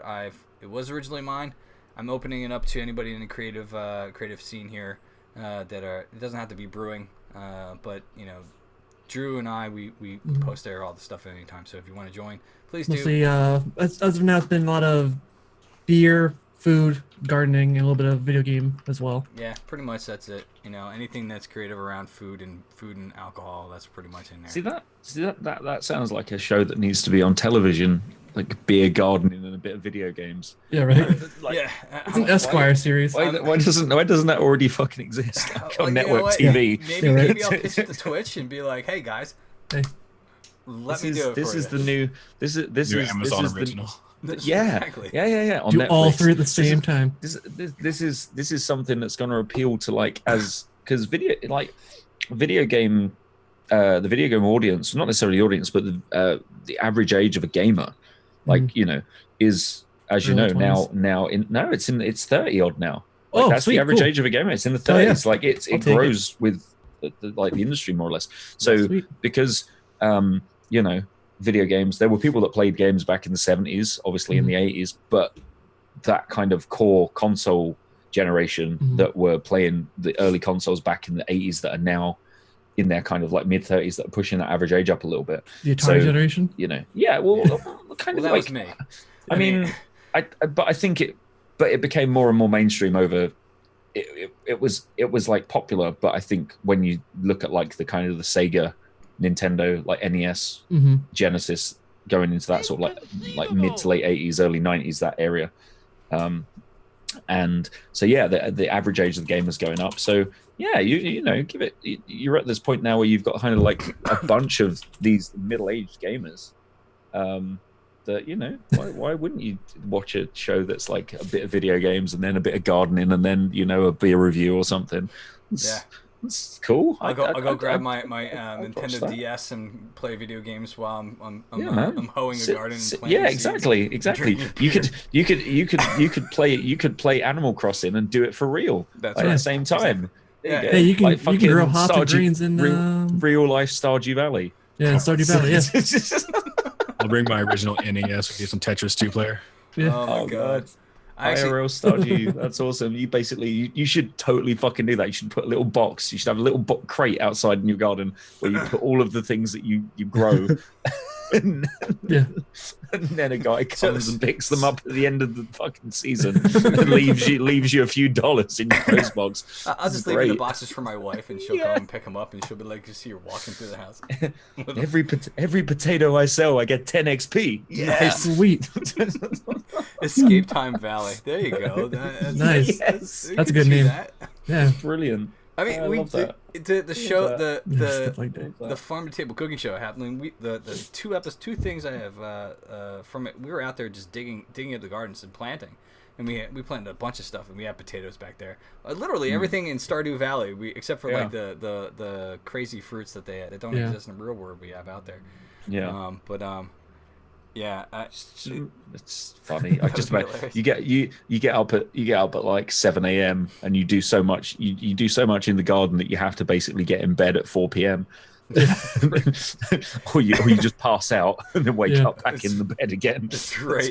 Because my wife has dragged me by my toes up the stairs. I'm wondering why my head hurts and all sorts you of black out. Don't forget to go see Willie and get his rod. Yeah, that's right. I never actually finished that game. I go talk to Rod and get his Willie. It's I don't think you ever finish it. I think it just goes on forever. Yeah, pretty much. This is the song that doesn't end. Oh yeah, pretty much. It's the game that never ends. Well, it's kind of like Minecraft too. That never ends, but that's absolutely. That's up to your creativity. And then when you run out of creative juices, you're like, well, fuck it, I gotta go do something. I just play Call of Duty instead. That's right. Escape Time Valley Brewing. That's right. There you go. That's an interesting. Seriously though, an interesting idea is there's no like kind of like brewery game. There should just be a game for it. Why is there no like There is a brewery manager, a mobile game for that. Is there? Yeah. I'm looking it up right now. I think it's called Fizz. I think it's also called Fizz, which is funny. Is it really? Yeah. I'm actually almost done with this, by the way. This beer is completely gone. Oh jeez. That's good. Yep, it's called Fizz. I'm gonna sleep good tonight. Okay. It'll be in chat right now. Shit. Oh wow. Okay. Brewery management game. Card game called Brewmaster. Actually, there's a card game for. There you go. Where is it? There's several. I love this. Experience a story fraught with rivalry, mystery, and desperately thirsty people. It's not like that. I tried it out. Beer simulator. There you go. The fuck? That would be brilliant. really. If I had a beer simulator, I'd be like, well, that's great. Uneventful. As far as the beer card games, you can always check out Brewers of the World. This is a card game that you actually can. And I still haven't seen Swig here to give him his cards. So we need to meet up so I can give you the cards, man. I'll be around tomorrow and Friday if you want to meet up at Isaac's. Let me know. But more voters for ciders than beer. Oh God, I just scrolled back up on that Fizz, like on the main page for that game. It's like the trailer, and then underneath it just says "Excitement is brewing." Oh, boo! Jesus Christ! All right. Do you guys want to do some trivia? I am ready. All right, we'll do some trivia. All right. Let me flip over real fast. Guys, again, if you're here for the first time, we do trivia almost every week. Not every week. We do try to get it there. I'm going to flip over to the trivia screen real fast. Dun, dun, dun. Boom. All right. If you have never used Kahoot before, it's very easy. The questions will show up here on the screen here. We'll give you a place where you can log in. I'm going to turn off the goddamn really annoying music. All right, so game options. I want to make sure that the questions are randomized questions. Oh, there's the cat. I do have a cat that's in here. He's joined me. I'm trying to different kick him cat. Out. Yeah, there's always. I have like 3 cats. They're all. Is that the cat you used to take to the bar? No, unfortunately, he's passed. Different cat. He's definitely passed. Yeah. Rip cat. We have several cats now and a dog. So all right. So if you want to join the game, it is Kahoot.it. The game pin will come up right there. You'll see it right now. It's about 15 questions. If you're interested, please join in. It has questions about beer, questions about history, and also questions about video games. So it's across the board there. I'm gonna throw on some music as well. Dear. Oh, here we go. Okay. Yeah. All right. Let me throw on the music real fast. So jump in if you guys are interested in doing it, playing the video game, the actual thing. And we have one more. We have one more glass from the Devil's Backbone tape over that we actually will give away today too. So this is the last one of this, the beer swag I got from that cat at bar. Nice. So what we'll do is we'll give away this lovely Devil's Backbone glass. This is from Green Giant, you already won one of these things, man. But if you want to give it away to someone on the stream, by all means, that's up to you. So this is a pint glass. I will send you wherever you're in the world. I'll just ship it to you one way or another. In addition, a lovely Devil's Backbone bottle opener. Again, this is the last one I have of the series, and after that, I need to go and find some more beer swag to give away on the stream. Do you still have your Ted bottle opener? Oh, I do, but my son really likes it. Hold on. Of course.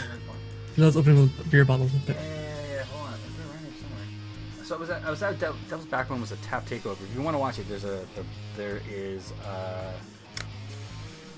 there are highlights that I created of it, and I can't find it. So they had a button. So good. They had a button making bar, like so you can go and take pictures of photographs of yourself, and then say "You're the cat." Cool. There it is. There it is. Hi. Really annoying. When are you going to take me to the bar? No, he really wants to go to the bar right now. He's being a pain in the ass, this guy. This cat. Yo, man, I heard you were talking shit. Let's go get hammered. Cool, bro. Seriously. Cat's got a problem, Ted. This is like overheard you talking about how you used to take the old cat out drinking. It's like, you never take me anywhere. It's right here, hold on. So, I have a button bar, alright? So, I ended up making a button of my drunk ass face. Yeah, you are. There you are. I was shit-faced at that tap takeover. It was pretty awesome. That was a good night. It was a very good night. I broadcast. Swig was getting all the chicks. Swig was a madman out there with his chick skills. Yeah, that was a good one. Speaking of which, of events that are coming up on May 6th, which is also homebrewing day, right? Correct. Every once in a while. Oh I drew on it shit! for some reason. I don't know what beer. I fucking forgot to do a word a week. Oh shit. I failed. Maybe we'll do it after this. Mhm. Quick. You got one though? And done. All right, so we've got 9 players. I'll give you like another minute to jump in. Again, I will send this lovely beer pint glass to you if you're interested in it. And if you want to pay for it and give it away to someone else, that's fine as well. That's pretty cool. But again, this is something that it's a brewery out of Virginia that you can drink out of this lovely glassware. All right, we're gonna start it up. So again, the questions are gonna come up here, and I will read them off. And if you're logging in from a device, make sure you read the screen. We'll go for it right now. Ready? There we go. Yep. 15 questions. It's gonna be a good one. Which London claims that Mark Twain and Sir Arthur Conan were regulars? Was it the Dog and Fox, Ye Old Cheshire Cheese, the Mayflower, or George Inn? These are all actual pubs in England, by the way. This is not something I just made up. So, which one claims to have Mark Twain and Sir Arthur Conan Doyle as regulars at the bar? Nothing to do with the toast. No idea. Flip table. Oh, there's toast questions. You wait. Okay, good. I retract my last statement. Table flip this. Yeah. So, by the way, guys, if you're playing for the first time, you get points for speed of your answer, and also the correct. If it's correct, obviously you get more points. But the faster you get your answer in, the more points you get. In the end, it's the most. It's up to you for your skill and knowledge for whether or not you win any prizes, which I think is kind of fun. But also in the United States, they also have trivia nights. So I thought this is kind of works. Homage. Sometimes homage to pubs in the United States. Well, I mean, the classic pub quiz is a British tradition. Oh, I didn't know. I mean, I never saw a pub quiz in. Pub quiz is it's incorrect shit. Okay. Same here. Yeah, I mean that's it's a lot of pubs do pub quiz. Okay. Still, you have to look out for them, but yeah, a lot of them do that. Ye Old Cheshire Cheese is actually in London. I was there. It's actually a pretty cool pub. Oh. Yeah. Okay. But they That's the claim one I that thought Mark would not Twain be it. and Sir Arthur Conan Doyle were regulars. It's amazing how we all went for Dog and Fox because it just sounds like more of a. I British don't know. Right. Yeah. Right. Yeah. Well, I mean that I also love the names of British pubs. You know, one of those things is just all right. This fighting game was released in 1999 for the Sega Dreamcast, Oh. which was named after the sword in the game. Was it Blade of Arcus from Shining, something in Japanese I can't pronounce, which is Tikman Blade, Soul Calibur, or Phantom Breaker?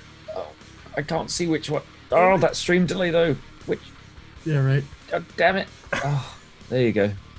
It's one of two. There you It's one go. of two. That's why I put 90 This one. seconds for the thing there. Oh, Wait. I remember that game coming out. oh yeah. I had a Dreamcast. I fucking loved it. Great console. It's a shame that it never really took off. Classic. We can download a game to your controller. What the hell? Oh, it was a brilliant. I like the little what was Little it called? cards? Little. Yeah. Those things are crazy. Terry, I had no idea. I never lived in England for a period of time, and every single time I was there, I was just too shit-faced to know that it was trivia going on. So that was my own fault, you know. So they could have probably had trivia. I just didn't know. It was Soul Calibur. Oh yeah. That was the other one. That was I know Soul Calibur that was a Dreamcast fantastic game. I Yep. did love that. I did love that game. That was a great game. Cat at the Bar took it. Quick answer. But Hell who's yeah. Cat I at the knew. Bar? I that's me. That's you. What? You said that was released in '99. That was released in '95 in December. What? No, you Soul sure? Calibur? Yeah, I have it On on the Google right now. on the Dreamcast. On Dreamcast. All right, we'll debate that in a second. Hold on. Ryo Habisha is a protagonist from which video game series released in 1988? Oh god. Was it Oh. Tenkaicho Fight, King of Fighters, Ninja Gaiden, or Samurai Showdown? Oh shit. 1988. 1988. Oh. I was born that year, so I King played of this Fight. game. I was happy. King of Fight. King of Fighters like a Neo Geo game, yeah, I'm going with this I'm not one. giving you Ooh. any hints. That's the whole point of trivia. isn't it? Pretty sure it was a Neo Geo game. Don't remember Oh, Samurai Showdown. Samurai Showdown. Hey, that's how it was spelled. Tatsunoko Fight. I don't remember that one. Ninja Gaiden, obviously, but oh, hello. Oh shit! Sorry, You've I'm lost looking. it. I'm looking this up. I totally fucking forgot. I'm like, wait a Oh, second. my This bad. trivia brought to you by Google. By I knew it. Google. I'm I looking knew at it. the answer because I didn't escape as cheating. Oh, that Pornhub bookmark there. It was Ninja Gaiden. Ah, I'm gonna have to look this up on another. Oh, server. that's right. That game's. I love this game. I remember playing the original when it came out. It was 28 years ago. yeah. Well, I am 40, so it is what it is. Matt, Hey, took hang the on. lead. Look at that. Jesus, 88 was 20. Jesus Christ. No, it was 20. It was shit. Wow. Yeah. Hi there. Oh my god. I'm probably the oldest one on this. Right here, Bad. right? So what is the name given to a solid object enabling cask beer to be laid down? So there's a name Oh. for it. Is it the cask holding vessel? Is it the stillage? Is it the first frickin' holster? Or is it the cask frame? You can use Google. No worries. I When you use Google, though, you do penalize yourself on timing. On time. Yeah, it's true. Oh, you know what? I can look up that answer over here on this computer. Good thing I have like This one wrong. 17 computers. Ah, shit. if I had my my gaming rig open, then maybe or on, maybe I'd I'd try that. something but- else. Oh my god, I failed hard. Yeah, I mean, you're the man with the beer knowledge here. I know.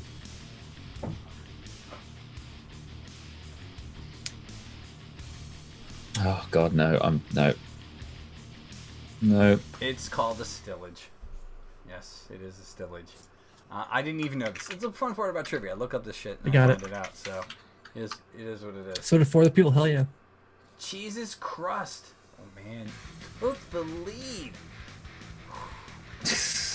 In the beer world, what does CAMRA stand for? Is it Oh. Cask Ale Methods for Real Ale? Is it Cask Ale Marquis Real Ale? Campaign for Real Ale? Or Cheese Macaroni Restoration Association? Well, I'm gonna give you one hint. that's kind of giveaway. It's not the macaroni one. Probably not the macaroni. Now I want macaroni. I know, I'm kind of hungry for that. Late night macaroni. Macaroni. I should know this. Me too. I really should know this because it's an organization, isn't it? It is. Mhm. It's actually It's an an organization organization. in England. Yeah. It's like a standards organization. So, Toaster, I looked it up, right? This one. Dreamcast, Soul Calibur was released in 1999. In the arcade, it was released in Okay. 1999. I was gonna say because the Dreamcast didn't come out in '95 because the Dreamcast was in competition with the PlayStation 2, I believe, Mm-hmm. and the N64. So it was kind of like late '90s. It was Campaign for Real Ale, and that actually, shit. yeah, that actually is, I think, because that's part of the historical society for the keeping the pubs around. That's a tricky one. It definitely wasn't Oh, macaroni shit, and Sammy. cheese. Cheese crust, man, or woman. I don't know who cheese crust is, but you'll have to let me know if you win, because I'm kind of curious. Easy. In Final Fantasy VII, what is the real name of soldier that Cloud took the identity of? Is it Bob? Yes. Is it Zack? Is it Chingao or Kenosho? Thank you for having a question about my favorite game of all time. Mm. Makes things much easier. I've never played any You won Final in? Fantasy. Monica. Welcome, by the way. Good to see you. How have you been? How's the new job, Monica? Hopefully it's good. There's no Doom Command. That's on Sathros's Bob. shit. Oh, that's Yeah, right. Sathros's thing. Bob. So, So Bob, what did you do in Soldier? Oh, I was Soldier Class 1. Oh, nice, Bob. Cool story, Bob. his name was Zack. Yeah, Zach. And by the way, the two terms here, this one means failure in Japanese. No, wrong. And this one means, this is the words for failure and wrong. I threw that in there because I thought. So if anyone hasn't played Final Fantasy VII, then Go play Final Fantasy VII. Jesus. And get to work, you plebs. The Yes, best fucking. right. It's like one of the best That's games ever me. made. All right, Eddie Gerardo, I'm not pronouncing his name right. Richard Meyer, Elena, and Trident are all characters in different gaming series, by the way, that practice this martial arts style. Oh, Style of Aikido? toast. Taekwondo, Wing Chun, I'm bastardizing this probably. Wing Oh. Chun and Capoeira. Okay, thank you. Elena. Oh my God, what character was she from? I would have to look it up, but they all. I know Eddie is from Tekken. Yes, that's Yeah. one how- I knew that one. Yeah. Yeah. Eddie Gordo. Busy drink. Too busy to Trident. drink to play games. Yep. Actually, Terry and I, we had a. No, I'm too late. How many of your beer was great? This is the last bit of it. I'm just gonna put it out. Last bit. Pretty good. I like it. I loved Eddie in Tekken. Yeah, Eddie was probably my favorite character in Tekken. Which one was he again? I can't remember him. I'm gonna wait for this. The question Jamaican. ends, and then I'll answer that question. We did little headstands and Oh, he kick was you that around. dude. Right, Yeah, he was that dude. Yeah. Because that kind of gives away the martial arts style. I don't want to go and. say Oh anything. shit! I just looked up. Yeah, I just literally typed in Eddie Tekken, and one of the first things it types is the fucking Fighting style. is a Brazilian fighter. Yeah. Great, Yeah. got that wrong. Fuck's sake. I don't even know who Trident is. Eddie Gordo. I have to look that up exactly who he's from, but because I look at all different sources for these things. It is capoeira, probably my favorite martial arts of all time. Always wanted to learn. Okay. Hardest thing to block. Trident was from Eternal Champions, which Okay. was a Mega Drive or Genesis game. I remember it coming out. It was a really, really highly rated fighting game. Okay. It's funny actually. I remember that fucking coming out and reading reviews on it. How long ago was that? I was like 93, 94. Okay. Cheesy crust. Wow, man. Kicking ass. Drew is right behind. Squid's coming up from behind. Oh shit. And Green Giant and Sammy are close. I'm just Giant. screwed. Sorry. The word toast actually comes from the Latin word toastum, which John Deere means killed to him. burn or scorch. True or false? Mm. Toasty. Thank you. I took Latin in 8th grade, so I know this, which is really weird. Tostum. I told you, Toaster. I put some toast questions in here in honor of you, man. Specifically, the history of toast. I actually looked up the history of toast. There's a lot of history of toast, by the way. I'm gonna put that out. It was kind of interesting. I was like, wait a minute.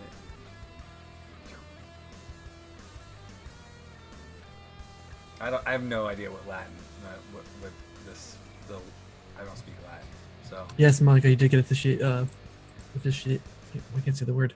I wrote Officiated? I did get affiliated, yeah. Affiliated, that's the word.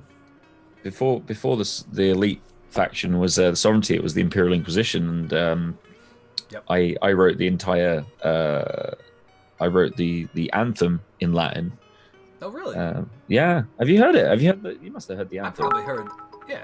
Yeah, like Did totally someone wrote the whole put more bits thing and in my recorded it. Thing? I hear the bit thing. I guess apparently. Monica did. You got a bit. I got a bit. Well, Got a solid bit. I'll fucking take a bit. And It's a three. Please throw your crystal pennies at me. That's awesome. One damn bit. make it hail. True. It's not raining. It is true. Latin. Yeah, it is the word for scorch, Wait. to burn or scorch. Beans, toast, English mean I think. All right, yeah. Wait, what? Or beans on toast. It's not beans that we don't call it beans and Beans toast. We and call it toast? beans on toast. We call it. Beans Right, and Snippleton. beans on. You have to Jesus you Christ. obviously put the toast down first and then you put the beans on top. So it's beans on toast. The same as we Correct. call it. The same as we call it. You might call like grilled cheese. We call it like not in the sandwich, but cheese on toast. That's what we call it. Cheese on toast. Got it. There was a Like pork and I beans. forget where there was one of the best grilled cheese I ever had was oh god, I can't remember them. I'm gonna look it up. I'll tell you because I want to get away from this. Methylgen is a type of mead style which includes what? I probably pronounced the shit out of that. Fruits, vegetables, spices, or hops. This is a mead style that includes either fruits, vegetables, spices, or hops. It's in the name. It's a type of mead style. Yes. So guys, If here's you- the other if you know cool thing language. about Kahoot, right? All these quizzes are up there. If you look up escape time on Kahoot, This one. you can actually go take these quizzes and play with your Cool. friends. The answers are there. It is what it is. You too can go on Google and look up all the answers ahead of time and then pretend that you haven't. Well, no. What I asked you to do is I keep this one. I keep the ones that we're playing for this week private. Yeah. And then I release it public. And if you want to play them with your friends or use them on your stream or whatever, by all means, please go ahead and do it. know. You have to make them yourself, Well, you can. or I can mean, you? Are they like just random ones? No, you can actually look up random ones and you actually Okay. can That's take cool. other people's ones and do it. But I always make them because it's more fun and it's interesting for me to learn some of this history that I just don't know. Like I didn't know of this question here, and I didn't know the Latin word for bird.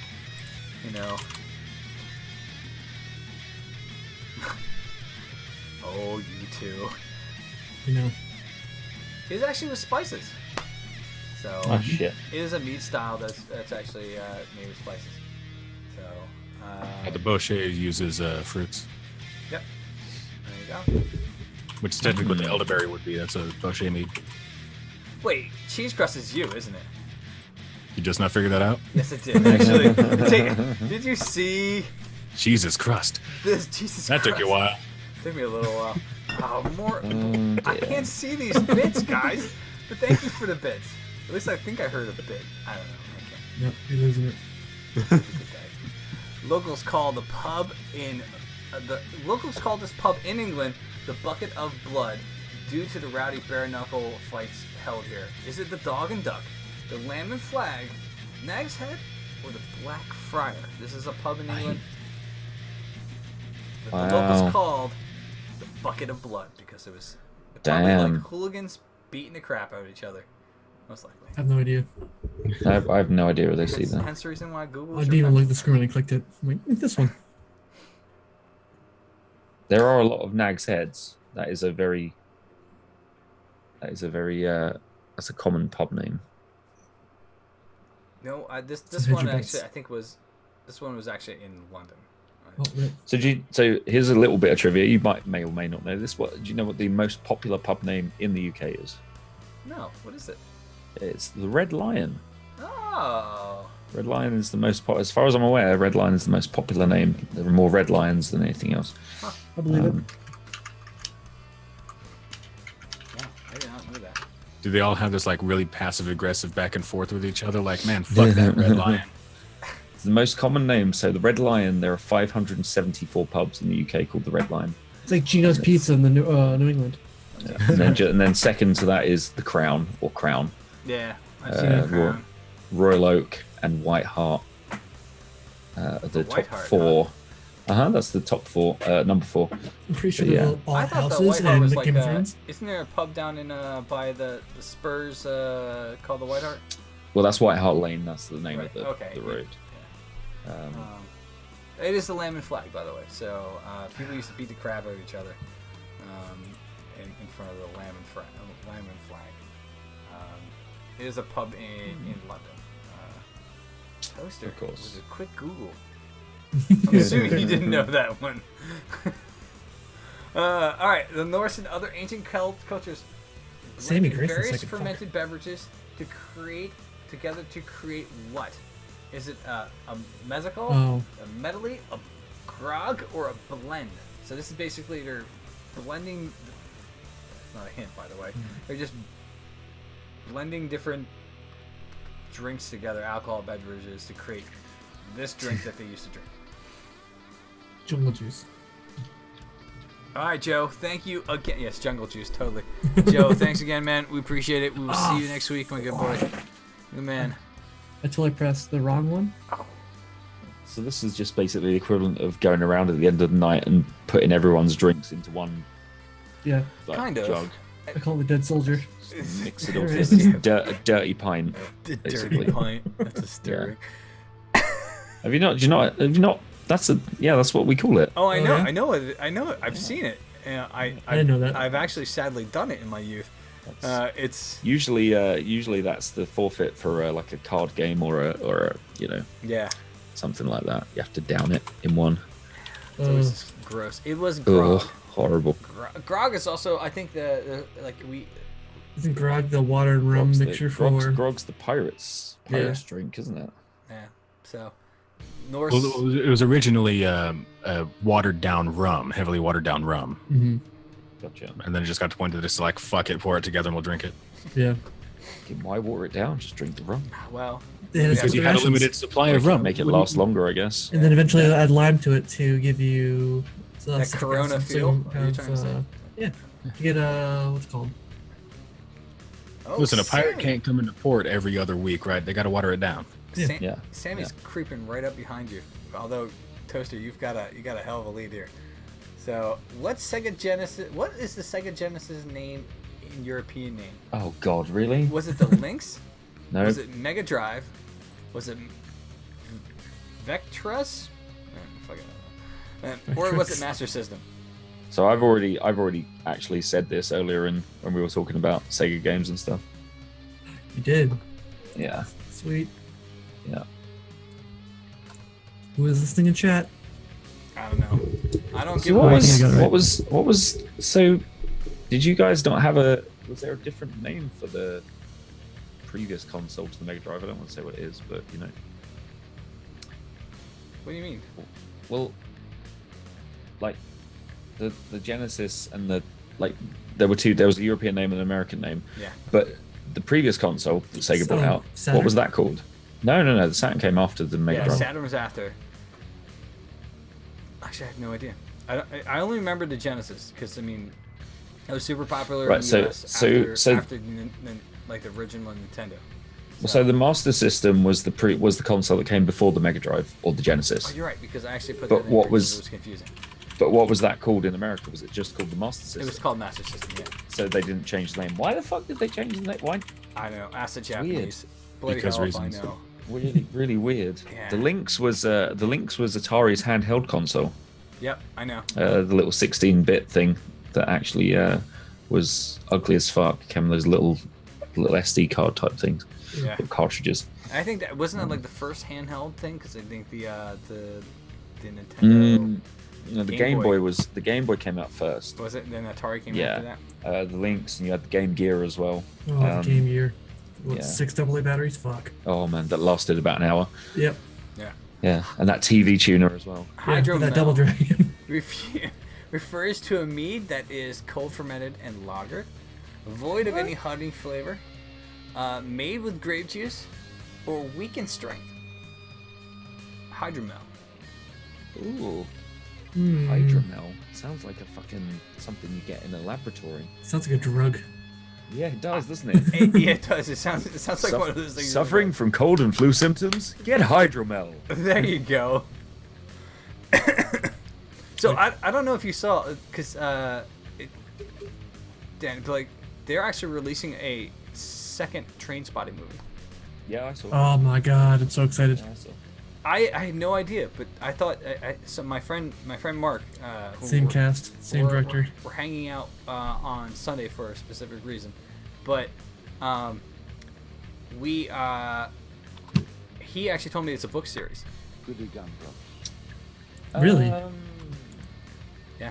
It is a book. It was a book first. I can't remember who. I know who wrote it, but I can't think of it off the top of my head. Yeah, but there's like he wrote. It's not the book isn't called Train Spotting. By the way, it's Weak in Strength. I'm just gonna get off topic, but Irvin Welsh. There you go. Yeah. I knew that. There's three of them. A form of a collection of short stories. Yeah. Yeah. Hmm. well, thank you guys for the auto host. Do appreciate it. Yeah. Oh man, I didn't know it was a book series, and I was kind of like, wait a minute, come on. 'Cause, I mean, that's a classic movie. You know, It is classic. Yeah. it's one of my it introduced me Cat out to bar. a lot of electronic music. So, all right, what year was the first electric bread toaster invented? Was it 1881? Was it 1902? Was it 1915 or 1893? God. First electric bread toaster. I think I got it. And obviously, this is a toast question. You know, so. Because they had toasters for a while, but they were ones you like put in the near the kiln, like they would be lined up like on racks, and you put them near the fire. I was going to say like Electric like having an oven or having a a wood burn oven or something, Yeah. and then putting it on a rack is not electric. Electric is plug it in, Coils. Yep. switch it on. Yeah. Looks like First, something like switch. Tesla made. It's absolutely terrifying. Probably. Electric. Yeah. Yeah, I was going to say Tesla probably had one before anyone else. oh yeah. Um, He just threw it up. wouldn't imagine. In a, He, Yeah, exactly. he probably Tesla probably had a fucking George Foreman before George Foreman was even born. It wouldn't surprise me. it is 1893. Wow. Yeah, that long ago. Pretty amazing. Shit. actually. See, I don't even imagine. I can't even imagine them having electricity in Like, the late what it would look like? 1800s. Holy fuck! Ooh, Sammy, you're on fire. Look at that. See, I love this. The show when you have a streak and whatnot. But Toaster, you're damn. you're killing it. 2,000 head, Sammy. Will she catch up? I don't know. We'll find out. She's getting there. She got like. Oh, what, I don't know. 2K This in two might questions. be the end. 15 out of 15 questions. All right, so 1673. This pub opened up and it is the oldest pub in the United States. Is it the White Horse Tavern in Rhode Island? The Bell Hand Tavern in Boston? The Boston. Boston. I also say tavern Yeah, the same- too. a different way too. Is it the Francis Tavern in New York City? or City Tavern in Philadelphia. Mmm. Interesting. Shit, people One like of two. you had people like Americans existed in the 1600s. Jesus. Oh yeah. I gotta tell you, my mom's side, they came like I know the that. cooks. They came over the second boat or the third boat after the Mayflower. So Wow. we've been here for a while. My mom's side. So it was funny. Last year when Max came over, Lottes, and we took him to Cambridge, to Frontier and stuff, and we showed him King's College and stuff. We were like, "Hey, you see that tree there? That tree's been standing there longer than your country's been founded." It's like it's that is fucking hilarious. I've actually only been to 2 of these. I've been to Bells in Hand Tavern in Boston a few years ago. I didn't even remember when we were up in PAX. I should have. That's the first place I should have fucking went to. But I've also been to City Tavern. Surprisingly, New York City is not far away from us, about an hour train ride. And I used to work in New York City. I've never been to that tavern. So Let's go. yeah, I can go. I'm up for that. It's an hour bus ride for me. Do it. Come down. We'll come. Well, I'll go up there. Toaster. Third place. Oh, Sammy was close. Look how fast she answered that damn thing. She was like 1,000 points behind you. He almost caught you. Almost. My Oh good man. shit. Oh man. So Toaster, congratulations, winning the this week's trivia. It's about time. No, he won. He won once before. I wasn't there. Didn't count. Yeah. No, it didn't. No, First time. that's not This is the true. first time I've won over Ratch. Yeah, that is Yeah. true. All right, so before everybody goes, real fast, we forgot to do the word of the week. I'm gonna turn around this. Normally do this at the top of the hour, but I failed. So slowly make the music mute. All right, so again, word of the week. Every week we do a word of the week, and then the reason why is because I basically am trying to learn new terms, and I think it's fun for everybody to kind of learn new terms as well. It's educational at the same time, but it's about beer. So this is beer terminology in the world here. So all right, without further ado, drum roll. Oh, Word of the week. Longest drum roll. Find it. Light struck, aka skunked. okay. It appears in both aroma and flavor in beer, and is caused by exposure of beer in light-colored beer bottles in glass to ultraviolet or fluorescent light. So please do not leave your beer out anywhere where it can be exposed to light. It will make it skunked or And light struck. this is why beer bottles are brown, not It is. clear. It is. Yeah. Interesting. And again, I apologize. I normally do this at the top of the hour. Once we do our beer reviews, but I totally forgot. I got caught up in a moment. It's also why beers are better served in cans too, because there's no light permeating. No light whatsoever there. And now I think breweries are now selling bottles in higher cardboard to cover more of the bottle as well. Yeah. I really need to shorten this song. This song is the longest beer song. You can't go wrong. You can't go wrong with that song. So, all right, guys, thank you very much for hanging out tonight. Dan, I hope you had fun. Yeah, Toaster, yeah, Hope that was you had good. fun. Hope you guys come back. You know, and Dan, Next season. next season, Beekeeper should have the Same beekeeper should time, have same time next year. the same time next Oh. year. You know, we got to plan a time to get Ray on as well. You know, earlier in the day, where we all can get on and just have a pint. Definitely. But other than that, guys, thank you again for hanging out. I do appreciate it. Thank you everybody for following and for all the bits. And you know, we'll be here next week at 8 p.m. for Under the Suds. But keep an eye on Twitter and even the event schedule. I'm adding new events stuff up there in the event tab in Twitch. When we're streaming different things, I'll be doing some stuff for the Nomad's Table very soon. And actually, May 6th, we will be doing our live stream, hopefully, if the signal's good, from Washington Crossing Brewfest. The entire Brewfest, which is about 6 hours of just drinking debauchery. And the next day, if I'm sober enough, I'm going to be doing a cooking stream. So Nope, we'll not find gonna out. We'll find out. May 2nd. Fingers crossed. We'll see. Let's look and see if we can find someone to host real fast. While we're looking for someone to host, can we get Toaster and Dan? Can you plug yourselves? What you do on Yeah, Twitch? by all means. Plug myself. That sounds Yeah, painful. You know, we have a bottle in hand. Dan is well known. You know. I've got a kazoo. I mean, I can do something. Well, with, keep it out of frame. or even the harmonica. That probably slide a little bit there. We got a lovely noise going in though.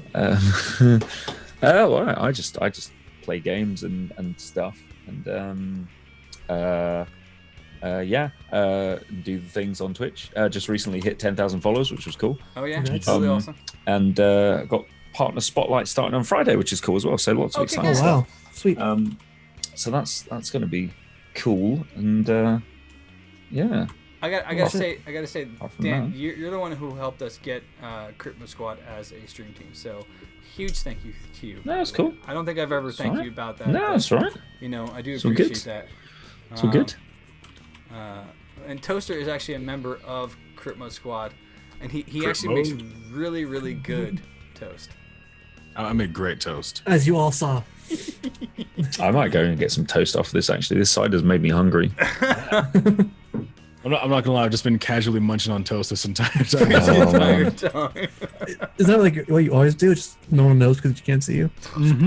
Off cam, you just constantly eating toast. Oh man, Yeah, that's I keep a jar of apple butter in a mini fridge.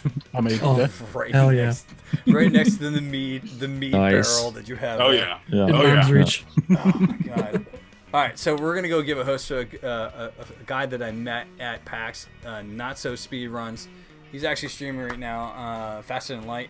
Nice. Fantastic guy. Please go give him a follow. And again, thank you everybody for coming in tonight. Thank you guys for all the hosts, and thank you for all the follows. I do appreciate it.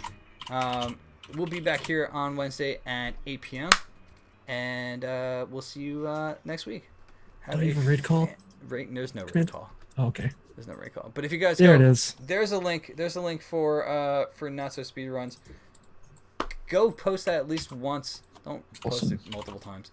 You know, go hang out with with him real fast, and we will see you again next week at 8 p.m. Thank you again for being here. Have a good night, and Or good morning. or good morning, Dan. Yep. Yeah, it's actually 3:14 high time. Which Oh fuck. Oh my God! You know, my son actually woke me up at 5 o'clock in the morning the other day, and then 2 a.m. in the morning the other day, and and then had to drive an hour and a half. It was horrible. Oh man. All right, guys. Have a good night. Thank you again. We'll see you next week.